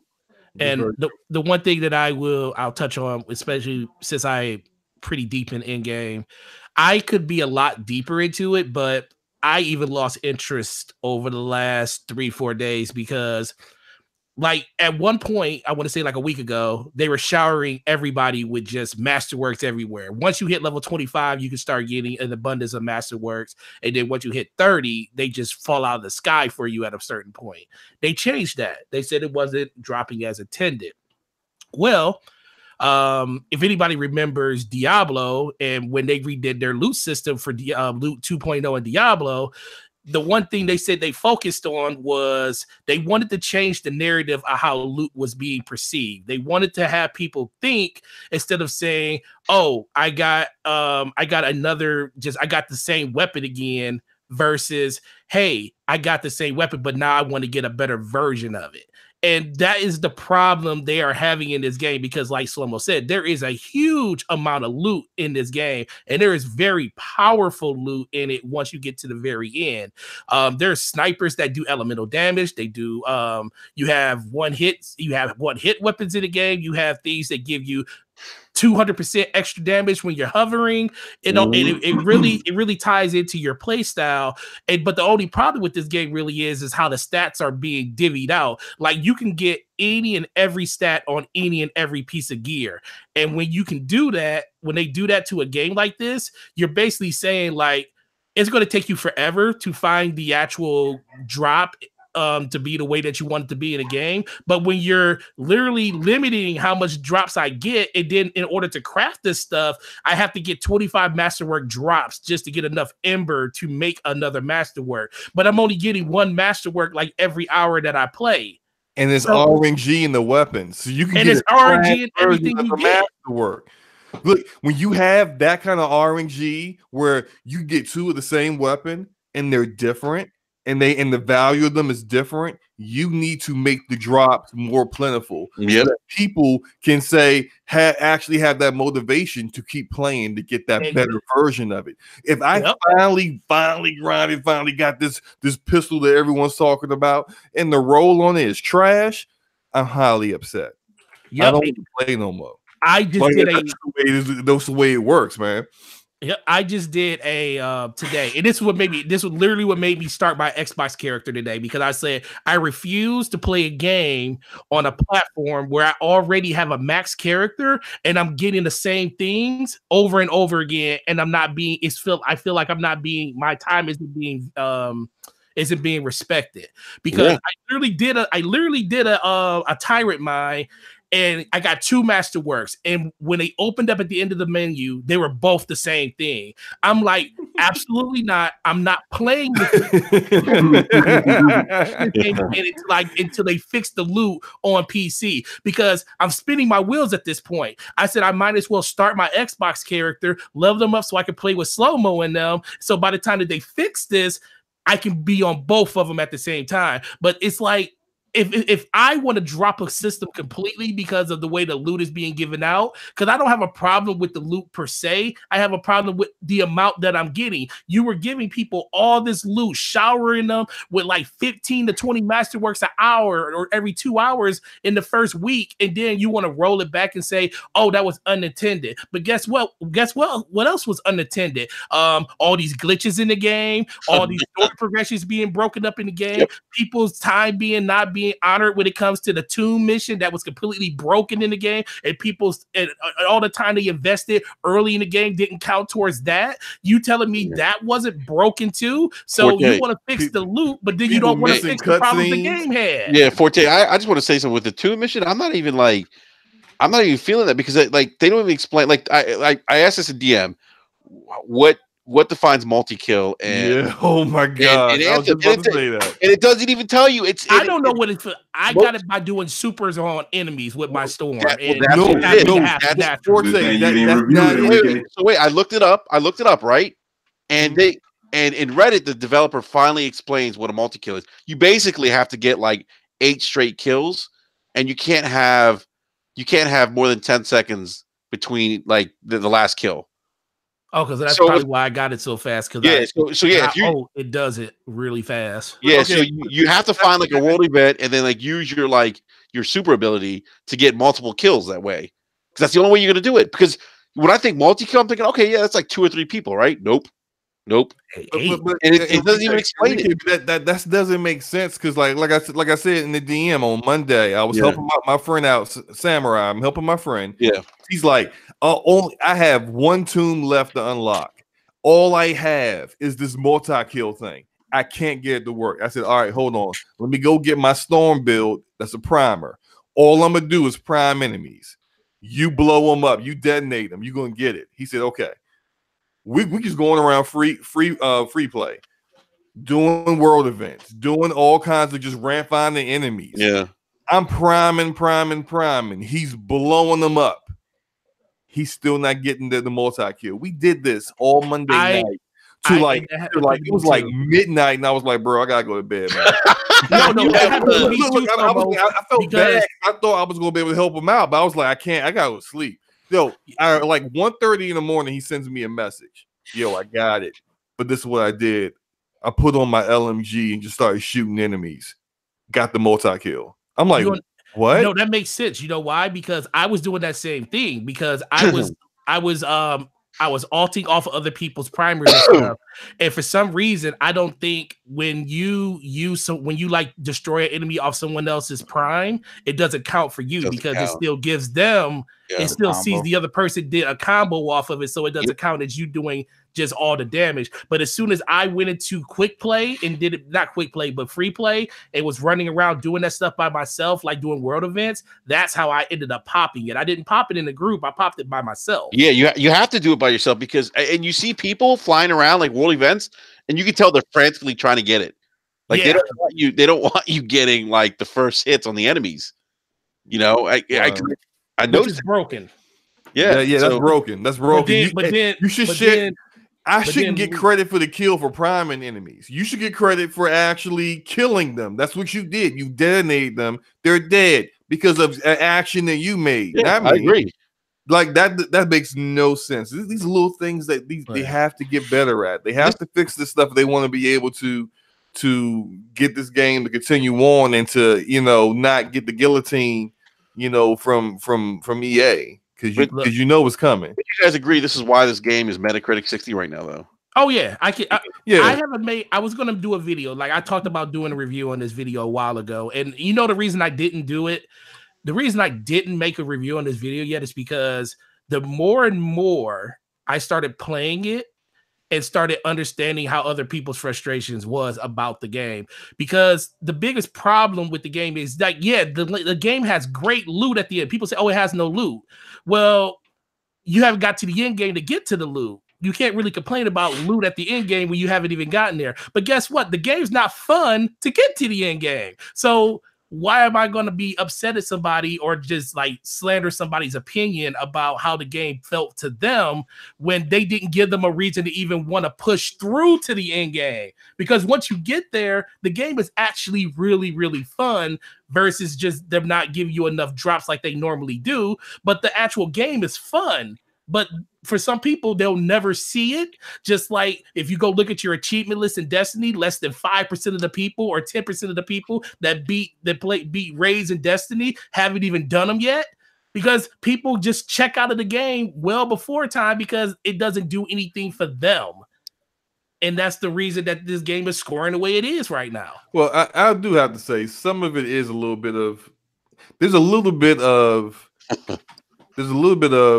I'm even more disappointed in this game because it's BioWare. Yep, because it's BioWare. And people cannot separate the prestige that BioWare has and made in their previous games with largely a different team of people who aren't there anymore to the BioWare they are today. And so there is, but they didn't do themselves any favors when they put out trailers talking about this is a dynamic story area and this is going to be how you tell your story with your javelin and your character and your freelancer, and they put those trailers out and people see them. They also said that in interviews too, Forte, where that I know talking about the story and they made it sound like it was going to be like amazing story. Exactly. Fucking garbage. Yeah, like we could expect. Like, people amazing garbage. Like you can't go into like I always say, you have to go into a game and judge a game of what the game is.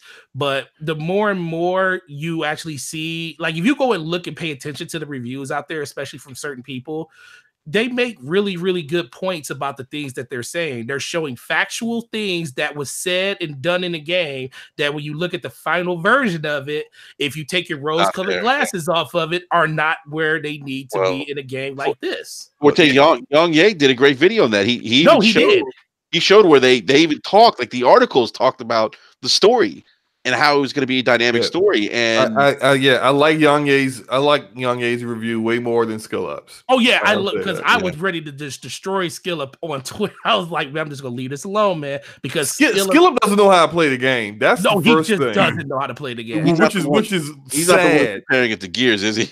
No. He was playing it like Gears. Yeah, he was playing it like he was playing it like he plays the Division. Before Skill Up became Skill Up, he was a small Division YouTuber who blew up off the Division. He plays Anthem like it's the Division. He's looking for cover. He's staying on the ground in a storm. He's shooting from cover. I'm like, what are you doing? What is like? What is this? Here? Like, what is happening? He's complaining about the combat, and I'm like, you just don't understand how to play it. It's fine. It's just, but still, like, you should probably understand how the combat is designed before really going in the way he went in on his 45-minute review. But yeah, I'm not going to harp on it no more, because I'm pretty sure so Luke will go and jump in the chat and say, stop talking about Skill Up, Slow Mo. So I'm gonna leave him alone. Hey, real quick, can we all agree that Owen's the best character in the game? Oh yeah, Owen's awesome. I like his character. His arc is really good. Yeah, Owen is a great story arc. Yeah, he's the best. He's the best character in the game. Most interesting. I feel like all of the great writers at BioWare that left, I feel like they just wrote Owen and they just rolled out. And then they left. They just wrote Owen and wrote out. Like, I think his voice actor is very good. His story arc is like his dynamic with your freelancer is really good. Yeah. I really enjoyed him. Does your freelancer sound like Commander Shepard though? Somewhat. I don't think so. I don't know, man. I get those Shepard vibes, man. No, because Shepard got a little bit deeper voice than that. Yeah, way deeper. Yeah, that's true. He does. But I think that his the way he speaks, I don't know. It did remind me of Shepard, but actually, one thing that Nielsen Giles bastard, I want to kill him 5,000 times. Dude. The guy that just gossips in the hallway, and every time in between the two rooms, hallway, he in that closed hallway by himself talking. Oh my gosh, go away, guy. Every time I'm doing something in Fort Tarsus, he just pops up. Hey, freelancer. Can I tell you some stupid gossip that no one cares about, has no point to the story? No, Giles. I don't care about you. Go away. I'm just like, shit. I can't. What's the name's mom? The lady that keeps calling you mom and stuff. I mean, calling you her daughter and stuff. She finally got mad at me. Was like, "You've been lying to me the whole time." It was like, "Leave me alone. Don't talk to me no more." I was like, "Oh man, I wish you were that other guy. I wish he would stop talking to me." Exactly. Look. I got disappeared. I don't know what happened. Like, right? I don't want to. Like, I'm not gonna say any spoilers. But look, the guy came to me. And I don't think this is even a spoiler, honestly, because he is completely inconsequential to the story. But he comes to me, he's like someone's after him, and I say the comment like, "Oh, I feel, I feel terrible about this." Like literally, like you're this is the one character that your freelancer talks to like a piece of trash. Like your freelancer just gives him no kind of sympathy whatsoever. I'm just like, okay, that sounds terrible. Good luck out there. And I'm like, I didn't see him again since. And I'm like, oh, I really hope someone got him. I really hope he's like in the gutter somewhere, because I can't stand that guy. Like, Giles, please die. Wouldn't it suck if you had to go rescue Giles though? Like that would have been like, wouldn't that be the worst? I'm not doing it. Like, if they made you do it, like part of the story. I'm stop playing the game. I'm not rescuing it. That's part of the dynamic story, man. Almost like now you're taking away player choice. Slow-mo said trash don't need to be rescued. Yeah, I'm not. Look, if it's a side mission, it will always go completed, and if it's a mission they force me to do, like in some extended extra content, I guess I'm not playing Anthem no more. That guy, Hey, real quick. Lord Cognito says Angry Joe has hilarious Anthem dialogue option skip parody where he doesn't care about any dialogue choice.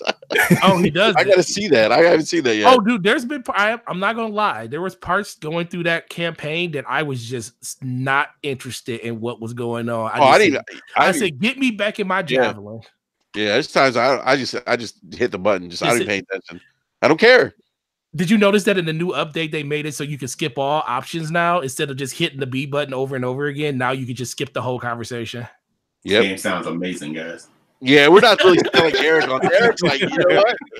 I told you, man. It's a good thing you held off, man. Look, okay, put like this. I'll put like game is the game good. The game for what it is, it's an okay game. It's an okay game. The story has a good. Oh, don't go there. The story has a good 2 hours at the beginning and about a good hour at the end. Yeah, it has some memorable parts depending on if you're talking to all the NPCs. I think the highlights are the parts with Owen when you're talking to Havoc and you're going back and forth with him. I think those are really good story beats. But the overall, just the functionality of it just doesn't make any sense. The monitor. I can take like one moment he's this badass character that looks awesome and you just want to take him down, and then another moment you just really don't care about him. Right. You know, it's like when I was fighting that last mission. I'm not gonna say like what happens, but when I was fighting him, I felt like I was fighting Sitar, like watching Sitar in fucking in what's the name in Thor Ragnarok. That's what it felt like at the very end of the game. Wow. I was like, oh, this is like a video game version of Thor Ragnarok. Okay. Oh, wow. We know it, like there was way too much exposition near the end of the game. Like there's way too much. Oh, this is what happened completely off screen. That was awesome. Sorry you missed that. What? What about the General Tarsus hold the line mission where you're standing in one spot and you just taking wave after wave? I was like, is this Horde? I was like, okay, so there you go. There's the Gears comparison. Horde mode? Maybe that's why. See, and you got, and I was trying to explain to Slow-Mo. I was like, because we talked about it like a DM. I was like, nah. I was like, I could see that like perspective, like when you're scoped in third person, you know, like looking down the site, you know, your barrel plates. I can see that. It still plays nothing like Gears. No, I know that. Nothing like Gears. And I'm sorry, Enrique. Every game has a Horde mode at this point. If it's got a Horde mode, that's a Gears Horde mode. Okay, so if it has a Horde mode, so it's Halo Gears too? Yes, it is. There you go. It's Gears with Halo got firefight, so that's a I mean, it reminds me of Gears. Oh my gosh! No, we gonna be out here talking about Dragon Quest 11. It reminds me of Gears. Oh boy! No, but let's outside of the issues of the game though, like Cox said, I think the foundation's good. The particle effects are great in this game. The game looks beautiful. You know, I thought they improved with the way at least from the VIP demo. I thought the weapons sound much better. You know, this game could use. It could use or A-Bud. It could use that too. It could use Vince Zampella coming out and saying, "Hey, why the hell y'all don't ping everything in the game like we do? Why is there no tracking system in the game?" I was about to say that. There was a mini map in the game at one point. They took the mini map out of the game, and why is it like ever since Apex Legends brought out that ping system, being able to ping check, because people don't realize this. If whoever opens up the chest first, if you're not in range of it, you will get no loot out of that chest. So if I can't ping and let people know where things are when I'm in a group with them. And it's like that hurts the experience of the game too, because once you see something that's beneficial to a game, you want to kind of see it in more games going forward. So I hope. Why would you compare it to a game like that? Just compare it for what it is. No. I will say one thing for them is that on Twitter, one of the devs was talking about some improvements they were talking about. They actually did a poll, and I think what won that poll by like 50 or 60% was some kind of communication system within the game. being able to have waypoint markers. How you not have waypoint markers in a game with an open world map is beyond me. But that stuff, being some kind of communication. How about being able to know when your teammates are down? I hate when I'm like fighting and I look around and my entire team is down and there was no notification that they went down at all. I'm like, when did this happen? Now I'm trying to rush to pick them up before I get dropped. It's man, there's so many little things. All those little things. Those little things. And you know, other looter shooters have been able to hide a communication system by having like someone, like say in Borderlands 2, it was like the that girl that speaks to you. I can't remember her name, but that girl who kind of talks to you and gives you your missions and stuff like that. In Destiny, it's your ghost. In Division, it's the Isaac software that's within your gear, or Faye Lau, her crippled behind up at the base of operations. They use those people as a way of also notifying you of certain things, or either using your gear and Isaac on the Division to notify you of certain things. All they had to do, because you already know that the Cyper in the Fort Tarsus can see somehow through whatever special abilities they have what you're doing. All you gotta do is say the Cyper for your teammate says your teammate's down. That's it. Yeah. That's all you gotta do to be able to do those things. All you gotta do is have your Cyper say, I'm telepathically showing you where on the map you're trying to go to. Yeah. Bam. Now you have a waypoint. This stuff is easy. I was gonna say it sounds so easy, but you know, I mean, how about just make the map translucent that you pull up on the menu button and you can actually see where you're going? That map doesn't make sense to me. Well, yeah, they need to bring the mini map back first of all. That was in the alpha. They should bring that back. Hey, real quick, guys. So I want to wrap up Anthem because I do want to get to another topic real quick before we wrap up. So I think we all agree that it's okay, needs work. But I do have some concerns about this game. With we get a big fall update, like a story type update for Anthem. Yeah, no, it's all they've shown their roadmap. They're gonna get they're gonna get something in May, and then there's gonna be a big one I think in the fall. I don't know which month though. But that's supposed to be the big cataclysm in May, and then something else in fall. But I mean, look, if they don't fix this gear situation before the Division 2 comes out, I might not be coming back. That's my whole problem with the game. I think cataclysms in May. Are we even going to make it to May? That's the problem. Yeah. Hey, real quick, Spartan God says y'all think that's why CD Projekt Red aren't too talkative about Cyberpunk? No. Not at all. Nope. Cyberpunk is going to change the world. I've been telling y'all this since change the world one person at a time. Before E3 was even announced, I've been telling y'all Cyberpunk was going to be that shit, and it will be when it comes out.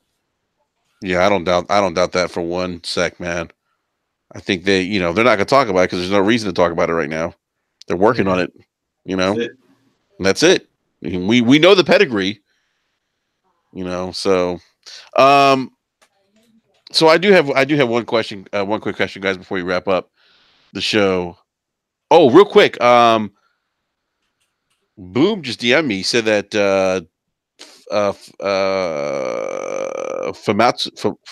Famitsu?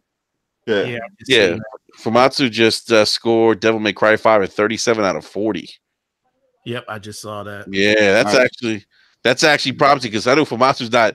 Oh.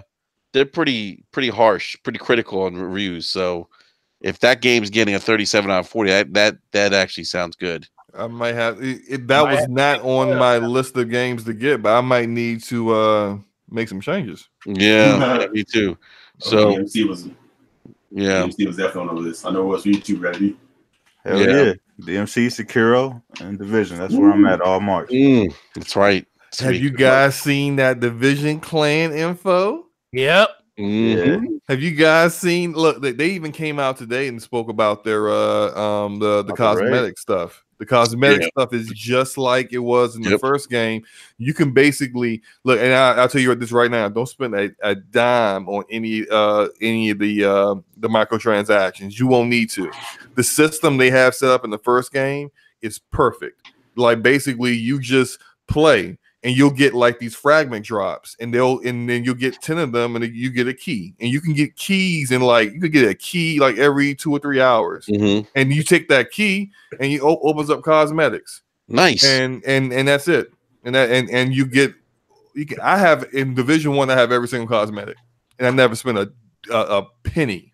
I'll tell you what, microtransactions. We're gonna have a good Division podcast, man, when that comes out. Oh yeah. We'll all be in there. We're gonna squad up. Yes, sir. I do, man. I'm ready. Yeah, I'm ready. Real quick, guys. Last question of the podcast. Are exclusives anti-consumer? Come on now. You really want to get into this? Oh man, you got enough time for this? Eric's the one who brought this to my attention, man, and I just could not believe what I was reading. Oh Lord, are exclusives anti-consumer? I had somebody explain to me that exclusives being anti-consumer or like monopolies. I'm like, no, it's not the same thing. Like I said, a company buying studios, having studios, and those studios create content for their platform is not anti-consumer. Then they explained to me that's a monopoly. I'm like, no, that's not how monopolies work. If Microsoft went to buy every competitor and took them all off the table and they were the only ones providing, then that's a monopoly. Yep. Then what they may start doing would be anti-consumer. Facts. If somebody gave you a game and said, hey, this game is completely free to play. Oh, that's awesome. You've been playing this game for months. They said, hey, you know what? That game was free to play, but now to get back into all your content and all the time that you put into it, you need to give us $30. That's an anti-consumer practice. I don't know why it's hard for people. I don't get it either, man. I think the one guy you were chatting with said he agreed with you, then he disagreed with you. He said you're 100% right and then 100% wrong. Yeah. I'm like, which one is it? Like, it's either it is or it isn't. Like, what is going on here? I was like, all right, I'm tapping out. These people today don't read dictionaries, man. They don't know the definition. Right. And that's the thing. It's like, okay, and then I hear people say that, exclusives are not for the consumer or whatever. It's not a consumer benefit. And I'm like, what's the whole purpose of buying a console? To get games to play, which, if a manufacturer is making a console and they have studios and they're providing content, that's your benefit, right? Yeah. Where's the anti-consumer in that? Anti-consumer is saying, okay, we have this, marketing deal where this group gets this early or gets this content where this group doesn't. That is an anti-consumer practice, right? It depends on how you want to accept it. A lot of people do, but it is anti-consumer. Mm-hmm. Right? A situation like Bayonetta is not anti-consumer. That franchise was done. Nintendo said, no, we'll take it and we'll fund it and we'll bring it back and we'll make it exclusive to us. That's not anti-consumer. They saved a franchise. Yeah. I don't know. People believe what they want to believe. And this come to Jesus moment didn't just happen because dudes all of a sudden woke up one day and said, you know what? Exclusives don't really matter. No, come on. This console war green drink stuff and got them all twisted, Yeah. It's not anti-consumer to have exclusives. That's the point. Like Disney, why is Disney making their own streaming service? Because they have a lot of original content, and why, share the revenue by putting it on Netflix, by putting it on Amazon Video or Hulu, when you can just make your own thing and show it there. Right. It's not competition, and capitalism is not anti-consumer. There's no this. I need people to get this out of their head. There is never, ever going to be one console with every game on it for everyone. It's not going to happen. They think it's going to happen, dude. They want it to happen. Too many of these companies want a bigger piece of the pie. It's not going to happen. Why did Sony reportedly, rumor says, say no to Game Pass on PlayStation? Right. Why? Well, they want a bigger piece of the pie. And the games that Nintendo don't even have, they're fine with getting that on their Switch. But we already got those games in PSN. Yeah. And if people can play Shadow of the Tomb Raider through Game Pass for $10, and I'm getting a penny off of that, instead of me getting the lion's share of what I normally get off of my licensing deal with Square Enix, with them buying the game natively through PSN? I don't think so. Plus, they got PS Now. What do you think they're going to do with that? That's not chopped liver. They want that to grow too. PS Now is in direct competition with Game Pass. Why the hell would they put that on there? These companies. It's not anti-consumer for a company to provide a service for you, provide the exclusive features to bring you in to their service. This is called business. Period. It's how it works. It's not anti-consumer. And so is anti-consumer for Netflix to have Netflix originals? Sons of bitches. They made Netflix originals. They won't put them on Amazon. How dare they? Well, that's why I use my generic comparison of McDonald's. I said, when's the last time you heard someone say McDonald's is anti-consumer? Because the Big Mac can only get it. It's only exclusive to McDonald's. Can't get it. You know, you get it at McDonald's. Yeah, you get it now, right? Get the Big Mac. But it's like, seriously, man. It's like people need to get off of this trying to change the narrative because it fits, it fits your little feelings or whatever. Yeah, that's just not how it works. That's the attraction to getting you to the platform. Yeah, plain and simple. Like if nobody's doing that, then what's the point of picking a particular console or a particular ecosystem? Well, it's my friend. It's my friends list. Yeah. No, you have messages on your iPhone. You have I don't know. I don't want to ramble on. I'm just saying. No, man, I get millions of people playing the Switch, and they can't even talk to each other on that might be anti-consumer. Yeah, look. You know what I'm saying?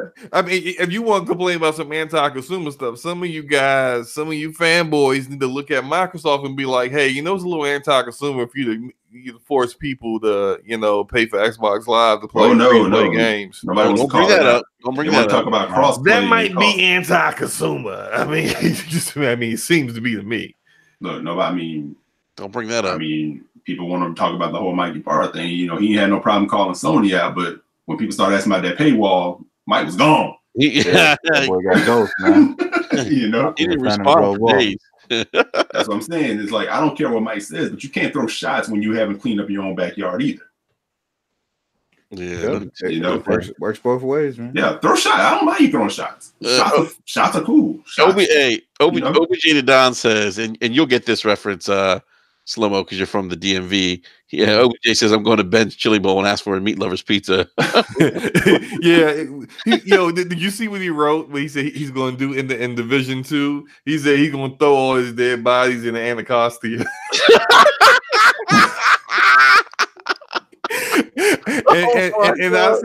And I said the Anacostia is so damn dirty. He could throw them in there alive and they just die anyway. Just because that's real. Like, the Anacostia is disgusting. Yeah. It looks like I wonder if they have the Ben's Chili Bowl there. I did get a chance to explore that part of DC, man, but I wonder if it's there. Maybe it's gotta be. It's probably there. Look, if they did it the way they did the Division 1 map, they would have mapped even further out of where the normal map is, but just didn't allow you to do it because, like, people could glitch through the wall the map wall and just run down empty streets with civilians walking around. It was like still parts of New York. So they probably will have that, even if it's not in the base game. But I mean, Ben's Chili Bowl, I mean, that's right around where Howard is, Florida Avenue. That's what U Street, right? No. What was like fourth? I don't know. I don't remember where. I haven't been there in a long time. Yeah, it might be. It might be. You know, because it's there's the map. We'll see. I have to look at the map. Look at the map. I think Marco Styles did a real cool video of the entire map of the Division 2 some months back, and I'll have to look at it and see how much of it, but it is on scale. It's bigger than the first game map because they did it like a more one-to-one scale for DC streets than they did New York streets. Yeah, I mean, it's very much one. At least the parts that I played were very much one-to-one. It was insane. God, I want some Ben's Chili Bowl now. Yeah, it's good. It's good. If you guys ever come up to DC, go to Ben's Chili Bowl. It's really good. They're known for their chili dogs. Okay. Yeah. So, all right, we're gonna go ahead and wrap up the show. Big shout out to everyone in the live chat. Thank you. Big shout out to Jay Fonzarelli for stopping in and hanging out with us for an hour. It's good. Always great to have him and talk video games. And by the way, we do have a winner for our Anthem giveaway. I feel bad giving this game away now. Hey! Look, don't be this person might actually like the game. Let's go ahead. Go ahead. Yeah, his name. The free factor will help. Yes, yeah, his name is. I'm not going to give out his entire name. I'm just calling. We're going to address him by Mr. Valenti. I'll send you an email. But he's our winner. Congratulations, sir! Yay! Yeah. Hey, I mean, I wouldn't friend if I got hooked up with him. I wouldn't be mad. Yeah, it's a free game. Yeah, I'll try. Yeah, heck yeah, I'll be playing it, especially if you end up liking it. Why not? Yeah, exactly. Yeah, I mean, you act like we giving out the Quiet Man or something. hey, I have one more question. Give it out, Devil's Third. Devil's Third. We talked about this earlier, Slomo. Who in the hell is having a hard time with Crackdown bosses? Yo, I don't know. Why is that simple? It's called hold the left trigger down. Who is asking that Microsoft nerf the bosses? The bosses aren't that hard. Forte, real talk. I killed the boss just now on the podcast while you guys were talking about Anthem with no audio. Yo, those bosses are so easy. They were the easiest.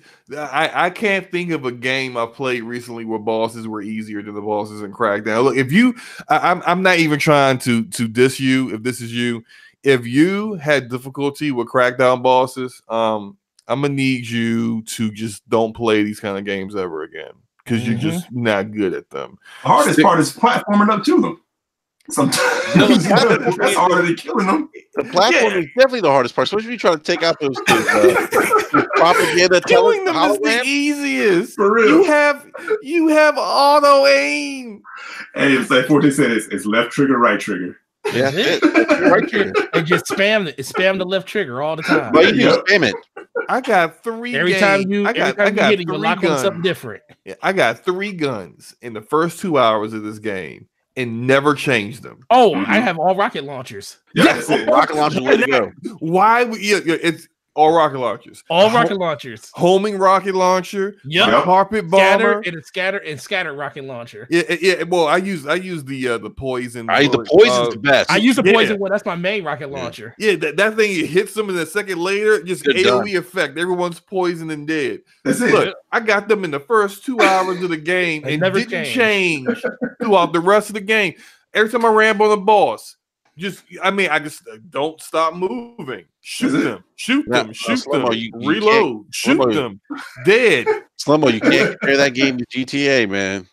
Run to an ammo box, refill your god tier weapons, and shoot them again. Exactly, your god tier weapons. Slumbo, you can't compare that game to start the game with. Slumbo, you can't compare that game to Batman. Oh man. See what? You can't compare that game to Batman or GTA, man. Who's doing that? That? You don't. Never mind, man. You remember we were being told that? Why is it being compared to other games in the same genre? Oh yeah. Oh gosh. I know. I was talking to Nick. Those weren't even great comparisons. The best comparison for Crackdown is Prototype and I would say the original Infamous. Infamous, yeah. Infamous has kind of grown from like Infamous Second Son. I think is amazing, and it's grown from where Infamous was. But Prototype, I'll be honest with you, Prototype was a lot of fun. I never got a chance to play that. I have it. Yeah, I didn't play it. Yo, play Prototype. If you look, you get crazy powers. And what I loved about Prototype is that I could cause all this damage and destruction, then go run away from like choppers, police, all like they got the entire force after me. And then I would go, because you had like these weird powers, I would go to a civilian, grab them, absorb them, and then turn into them and just walk down the street. That sounds pretty cool. That sounds pretty cool. It's got great powers in Prototype, but Prototype, like Crackdown, didn't evolve from basically being like this open sandbox. You're a superhuman that is just basically almost unkillable. It never evolved from that. They got that remaster out for that too, right? That came out of nowhere. Yeah, they did. I think it's backwards compatible now. Yeah. But I think there is a remaster. But I'll say one more. I'm almost done with Crackdown, and it's one of those things that you just kind of run through. It's fun. The one thing I thought about, and I talked to Nick about from the gaming perspective about it, I said there's literally no reason to ever go back and play Crackdown 1. Nope. Ever. No. Like, I know they gave that game away for free, but I'm like, this is theoretically the remaster of that game. Is pretty much like, just play that, play Crackdown 3, and you're good. Yep. All right. But then the other thing I said, I don't know why this game was the game that so many Xbox guys wanted. This was the hill they wanted to die on, the Crackdown 3 hill. It's the hill they decided to die on. all the games to defend, and they were like, we going out on Crackdown. We can't take it no more. You cats keep coming at us. Right. And fuck your couch. That's what it's pretty much every game. It was like, couch. The dudes had enough, man. They should have never given you all good first party games. Well, look, I'm gonna say what I always said. I hope Crackdown is the last sub 70 rated Xbox Game Studios game that we see in a very, very long time. We got Ori 2 coming up. I got that going to be like a 90 plus. Yeah, I got Gears.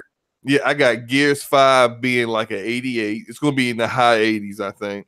And no, if they don't kill off Marcus Phoenix, it's going to get a 70 for me. What? Why? Yeah, Marcus got to go. Marcus got to go. Clearly in it already. He's kill him in the background. You know what? He's not even the main dude. You know what? You don't need to kill Marcus Phoenix. Get him. It would signify that they're ready to move on. That was the problem with Gears 4. They signified they were ready to move on when he wasn't the main character in the last game. No, man, he was still running around with us, man. Yeah, they didn't signify nothing. I don't understand what this hate is for Marcus Phoenix. Like, oh my God. In Halo, we want more Master Chief. No, kill him too. Gears. No. Chief ass up out of here too. I'm gonna correct you on two things, Slomo. I love Marcus Phoenix, but Marcus Phoenix, his story was bookended perfectly with Gears 3. It was, yeah. That was it, right? They immediately gave. Well, first of all, JD was a boring protagonist. Kate was always the draw, right? But they immediately handed that game back to Marcus Phoenix. But that was a mistake in them making JD so boring. And JD's lame. He's a lame main protagonist just because he was Marcus' son. Sorry, I don't even think he doesn't look like Marcus. You out of you his seed doesn't mean you deserve to be the dude. Kate's definitely a more interesting character, and I'm glad they focusing on her. Focusing on her tells me the game is going to be like an 88, and if they really evolve the combat a little bit more, since they said they're going to try some new things, I think it's going to be 88, and I think Marcus will live. If they kill Marcus Phoenix, it's my game of the year. And Slomo, you know what I'm hoping? You know what I'm hoping for Infinite? If Master Chief is going to be there, I'm hoping that you are your own Spartan. If they have RPG elements that you create, and he's just sort of like, a mission guy, like a guy that you run alongside or something like that. Yeah. And they can add, to me, honestly, they can move on from Master Chief too. Yes, me too. I totally agree. I don't even want to play as Master Chief no more. Yeah, retire. This is gonna be an RPG. Let me make my own Spartan. Let me be God tier. You want to be the side protagonist in the game now? Yeah, why not? Master Chief I'm not saying there's nothing wrong with it. Every other he- looter shooter going in that direction almost. Yeah, he ain't never take his helmet off. So shit. That's true. That's true. Yeah. It's not like This you're is missing supposed to out. be. It's supposed to hand it over to the brother, man. It's supposed to be Lock franchise now. No, It's supposed to be. It's supposed to be, but that got shot down real totally fast. been down for that. No, not Lock. No. Look, I'm not one of these guys, these Halo guys. It's like I just want the same Halo campaign 2001, and I don't want nothing changed. I'm not one of these dudes. I've been advocating for them to even, like branch out, even have some side projects, some spin-off games that do a different genre, not just Halo Wars. But I still want Marcus. I mean, not Marcus. Look, that's what I'm saying. I still want Chief in the game. I think Halo should be about Chief. If you want to Halo Infinite, you want to have it like more open world-ish, I'm cool with that too. And you want to create your own, Spartan, because they got different generations of Spartans. And I mean, even ODSTs become Spartans at this point within that universe. Go ahead. I'm cool with that. But don't kill the Chief, man. Look, man, let that man retire to the old folks' home, man. Yeah, fine. Let him retire. Let him show us his face finally, and let him, sitting on some front step porch or whatever with his cane and talk about the old times. I'd rather retire him and then like retire him in Halo 6 or Halo Infinite, and then in like whatever Halo 8 or 9 they bring him back and he does this heroic sacrifice then, versus just we don't have Chief anymore. Chief gonna die in the credits. That's the bad writing cliche part of it. Is that every time you gotta kill a dude for them to can he just disappear? Like I'm done and just walk off into the sunset and it's not exciting. Why couldn't they do that with Marcus Phoenix, man? Because they tried to do that with Marcus Phoenix, people they thought he was already gone, and they brought him back. And then they brought him back and forth. He looked old. And then just like they couldn't live up to the expectation of killing Princess Leia in Episode 8. They brought her ass back. They had a perfect death scene for her, and they said we're gonna give her powers and let her come back to life. Yeah, she flew through space. OBJ the Don said they had my man Marcus wearing the pins in Gears 4. They did, man. And then in Gears 5, he looked younger. I don't know what the hell going on. Yo, I want to say, so we just gave away a copy of Anthem, right? Yes. All right, so I have something I want to give away to people. So I'm gonna drop a code in the chat in like sometime right before we end the show, like around intro time. So I suggest you pull up your Xbox or pull up your app on your computer, your Windows app, and be ready to put a code in. And it's gonna be for Metro Exodus. Woo! So hold on, wait. We're not. Hold on. Let me get my shout out to 35 people. 35 people that are in here. 34 now because someone left. Hold on, let me turn on Xbox. I can turn on my Xbox right now. I'm giving everybody a chance. Everybody has a chance to sit in the chat. So get your Xbox turned on. I'm also in the chat. Get your copy and paste ready. Let me stop. I'm not going to do that. I'm not going to do that. Get your copy and paste ready. It's gonna be for the Xbox. Text my cousin real quick. Tell him log in. Log in. All I ask from anybody that is in the chat is follow all these people on this podcast because they're amazing people. Hit us up on anything. If we got YouTube channels set up, I'm not gonna make y'all go do a Gleam or anything like that to get the code. Just support where you guys can support because you guys help us give us a voice in this community. So I want to give you guys back something. And this game looks like it's the best game that's released this month. So that game looks so good. I keep seeing these screenshots and I'm blown away. I have it sitting here, man, but I want to finish the last light before I jump into that. So they say they do connect. So all right. So I think enough times went by. Do you guys think so? Well, hold on. Let's see. Let's give it another minute. See if anyone. Give another minute. All right, we'll give it another minute. Yeah, my wife's got to turn on the Xbox real quick. She's got one. I'm just joking. Yeah, I'm joking. And whoever gets it, make sure you shout it out here and then shout it out on Twitter for us. So we did says you're about to drop a code for Sea of Thieves.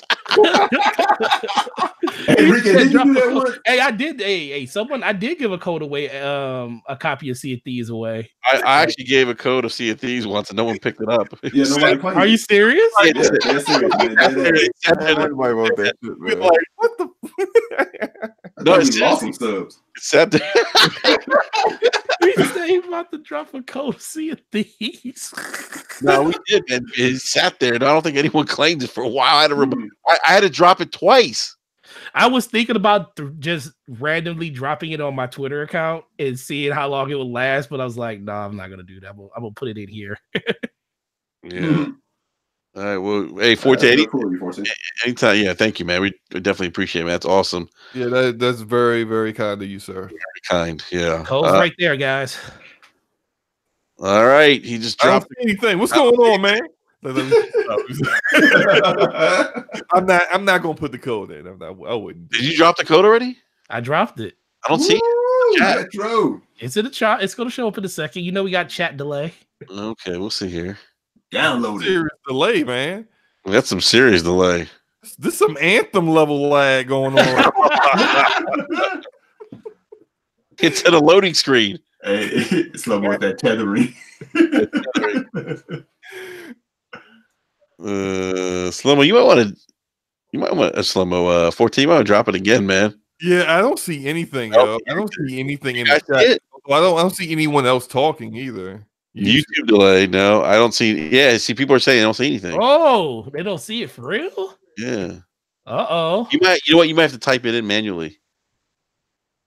I did type it in manually. Oh, okay. I don't know.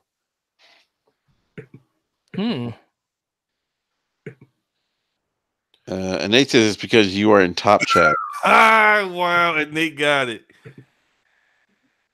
Oh, and Nate got it. Cool. He said, yeah, I see it now in live chat. You put it in twice. Yeah, I put it in there twice. Wow, I've never seen. So I've been missing this entire time. Oh, so y'all was in the wrong chat. Oh, got you. Wait. We're in the wrong chat. What's going on? It's the same chat, but it's just like live chat, I guess, just all messages are it's in top chat. I didn't know. I didn't realize I had that. Yeah, I'm in live chat now, and I see it now. I was in top chat right now too. Well, you learn something every day. Yeah, we were all in top chat. I'm never. I always have it on top chat. Me too. My default. There you go. All right, so we got. All right, cool. All right. Nate said I figured it out. Nobody said nothing. He said I figured it out. Yeah, leave it to YouTube. Hey, OJ says that Nate was cheating. And Nate knew what was going on. What's going on? Hey, look, wait. You notice he said it was in top chat after he already said he claimed it. I would have did the same thing. Claim this. No problem, Nate. Hey, yeah. It was in live chat, bros. You know, appreciate it though. Hey, look, took his time. You know, logged in like. Let me grab this real quick. All right. Hey guys, that's what. I hope you enjoy it, bro. Yeah, enjoy it, man. Yeah, that's awesome, man. Thank you again, Forte, man. That's great that we can give another game out to the live chat. That's awesome, man. Oh yeah. Yeah. So all right, everyone. We're gonna go ahead and wrap up the show. Again, big shout out to everyone in the live chat. Mad love for Jay Fonzarelli for coming in, hanging out with us for about an hour, talking video games, and we'll be back next week, next Wednesday, 9 p.m. Eastern Standard Time. So, on that note, B Money, where can people find you, man? Yeah, man. Just you find me on Twitter or any of your favorite gaming platforms. Same name, B Money 101. Or you can find me on Tick Podcast on Saturday nights at 10:30 Eastern Standard Time. All right, man. Awesome. Gaming Forte. Yo, Gaming Forte everywhere. YouTube, Twitter. Very, very good discussion. I already knew this was going to be good because of all the fanboy conversations been going around these topics. So definitely was looking forward to seeing what you guys had to say about it. But can't wait for Division. The Division beta is going live this weekend. I really didn't put no time into it the first time around because I was just burned out from playing Anthem. But I'm really looking forward to seeing what Ubisoft is going to do with this game and the live service, because they just drop their roadmap for the year one? Yes, they did. Because it looks really good, and that is all I can ask from these developers when it comes to these live game services. Just give me a reason to play your game past 3 months, and it looks like Division has definitely done that. Massive is definitely look like they're doing it right.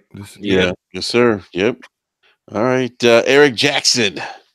Yeah, you can find me on Twitter, EC Jackson with an X. And when I'm out here on Wednesday nights, you can find me Saturday nights, 8 o'clock on the Gamer Perspective podcast. Awesome. All right, and the Scholar, slow-mo backslap. Yeah, look, you guys can catch me playing Anthem on Xbox, playing Mario Rabbids on my Switch, and playing Uncharted 4, which is surprisingly much better than I thought it was on my PlayStation 4. But otherwise, outside of my game, you can catch me on Twitter, same name. And also catch me on Scumcast Saturdays, 3:30 Central, 3:30 p.m. Central Time. It's going to be pretty live, I think. So awesome, man. Awesome. All right. Well, also, I do want to, before I forget, I do want to mention one more thing. Me and Gaming Forte are actually going to be on breakfast this Friday. We're going to be on Breakfast with Boom on Boom's channel, Double Barrel Gaming. So definitely check that out. Nice. Yeah, great. He has got a great list of topics that we'll be discussing. So if you guys are around, definitely hop in the live chat. So I think that goes live at 11 a.m. Eastern Standard Time. That's about 10. 10 o'clock. 10 o'clock. Okay, 10 o'clock Eastern Standard Time. So Forte and I will be on. We'll be discussing video games. So the laundry list of video games that Boone has sent us articles for. Yes, he has. The man is the hardest worker in the business, man. He is. Yeah, I love how he prepares the topics and everything. So it definitely will be a great podcast. So, all right, everyone, big shout out to everyone in the live chat again. We'll see you guys next Wednesday, 9 p.m. Eastern Standard Time. Hit that like button, subscribe if you haven't done so already. Peace. See you during Division Week. The Division is the best little shooter ever.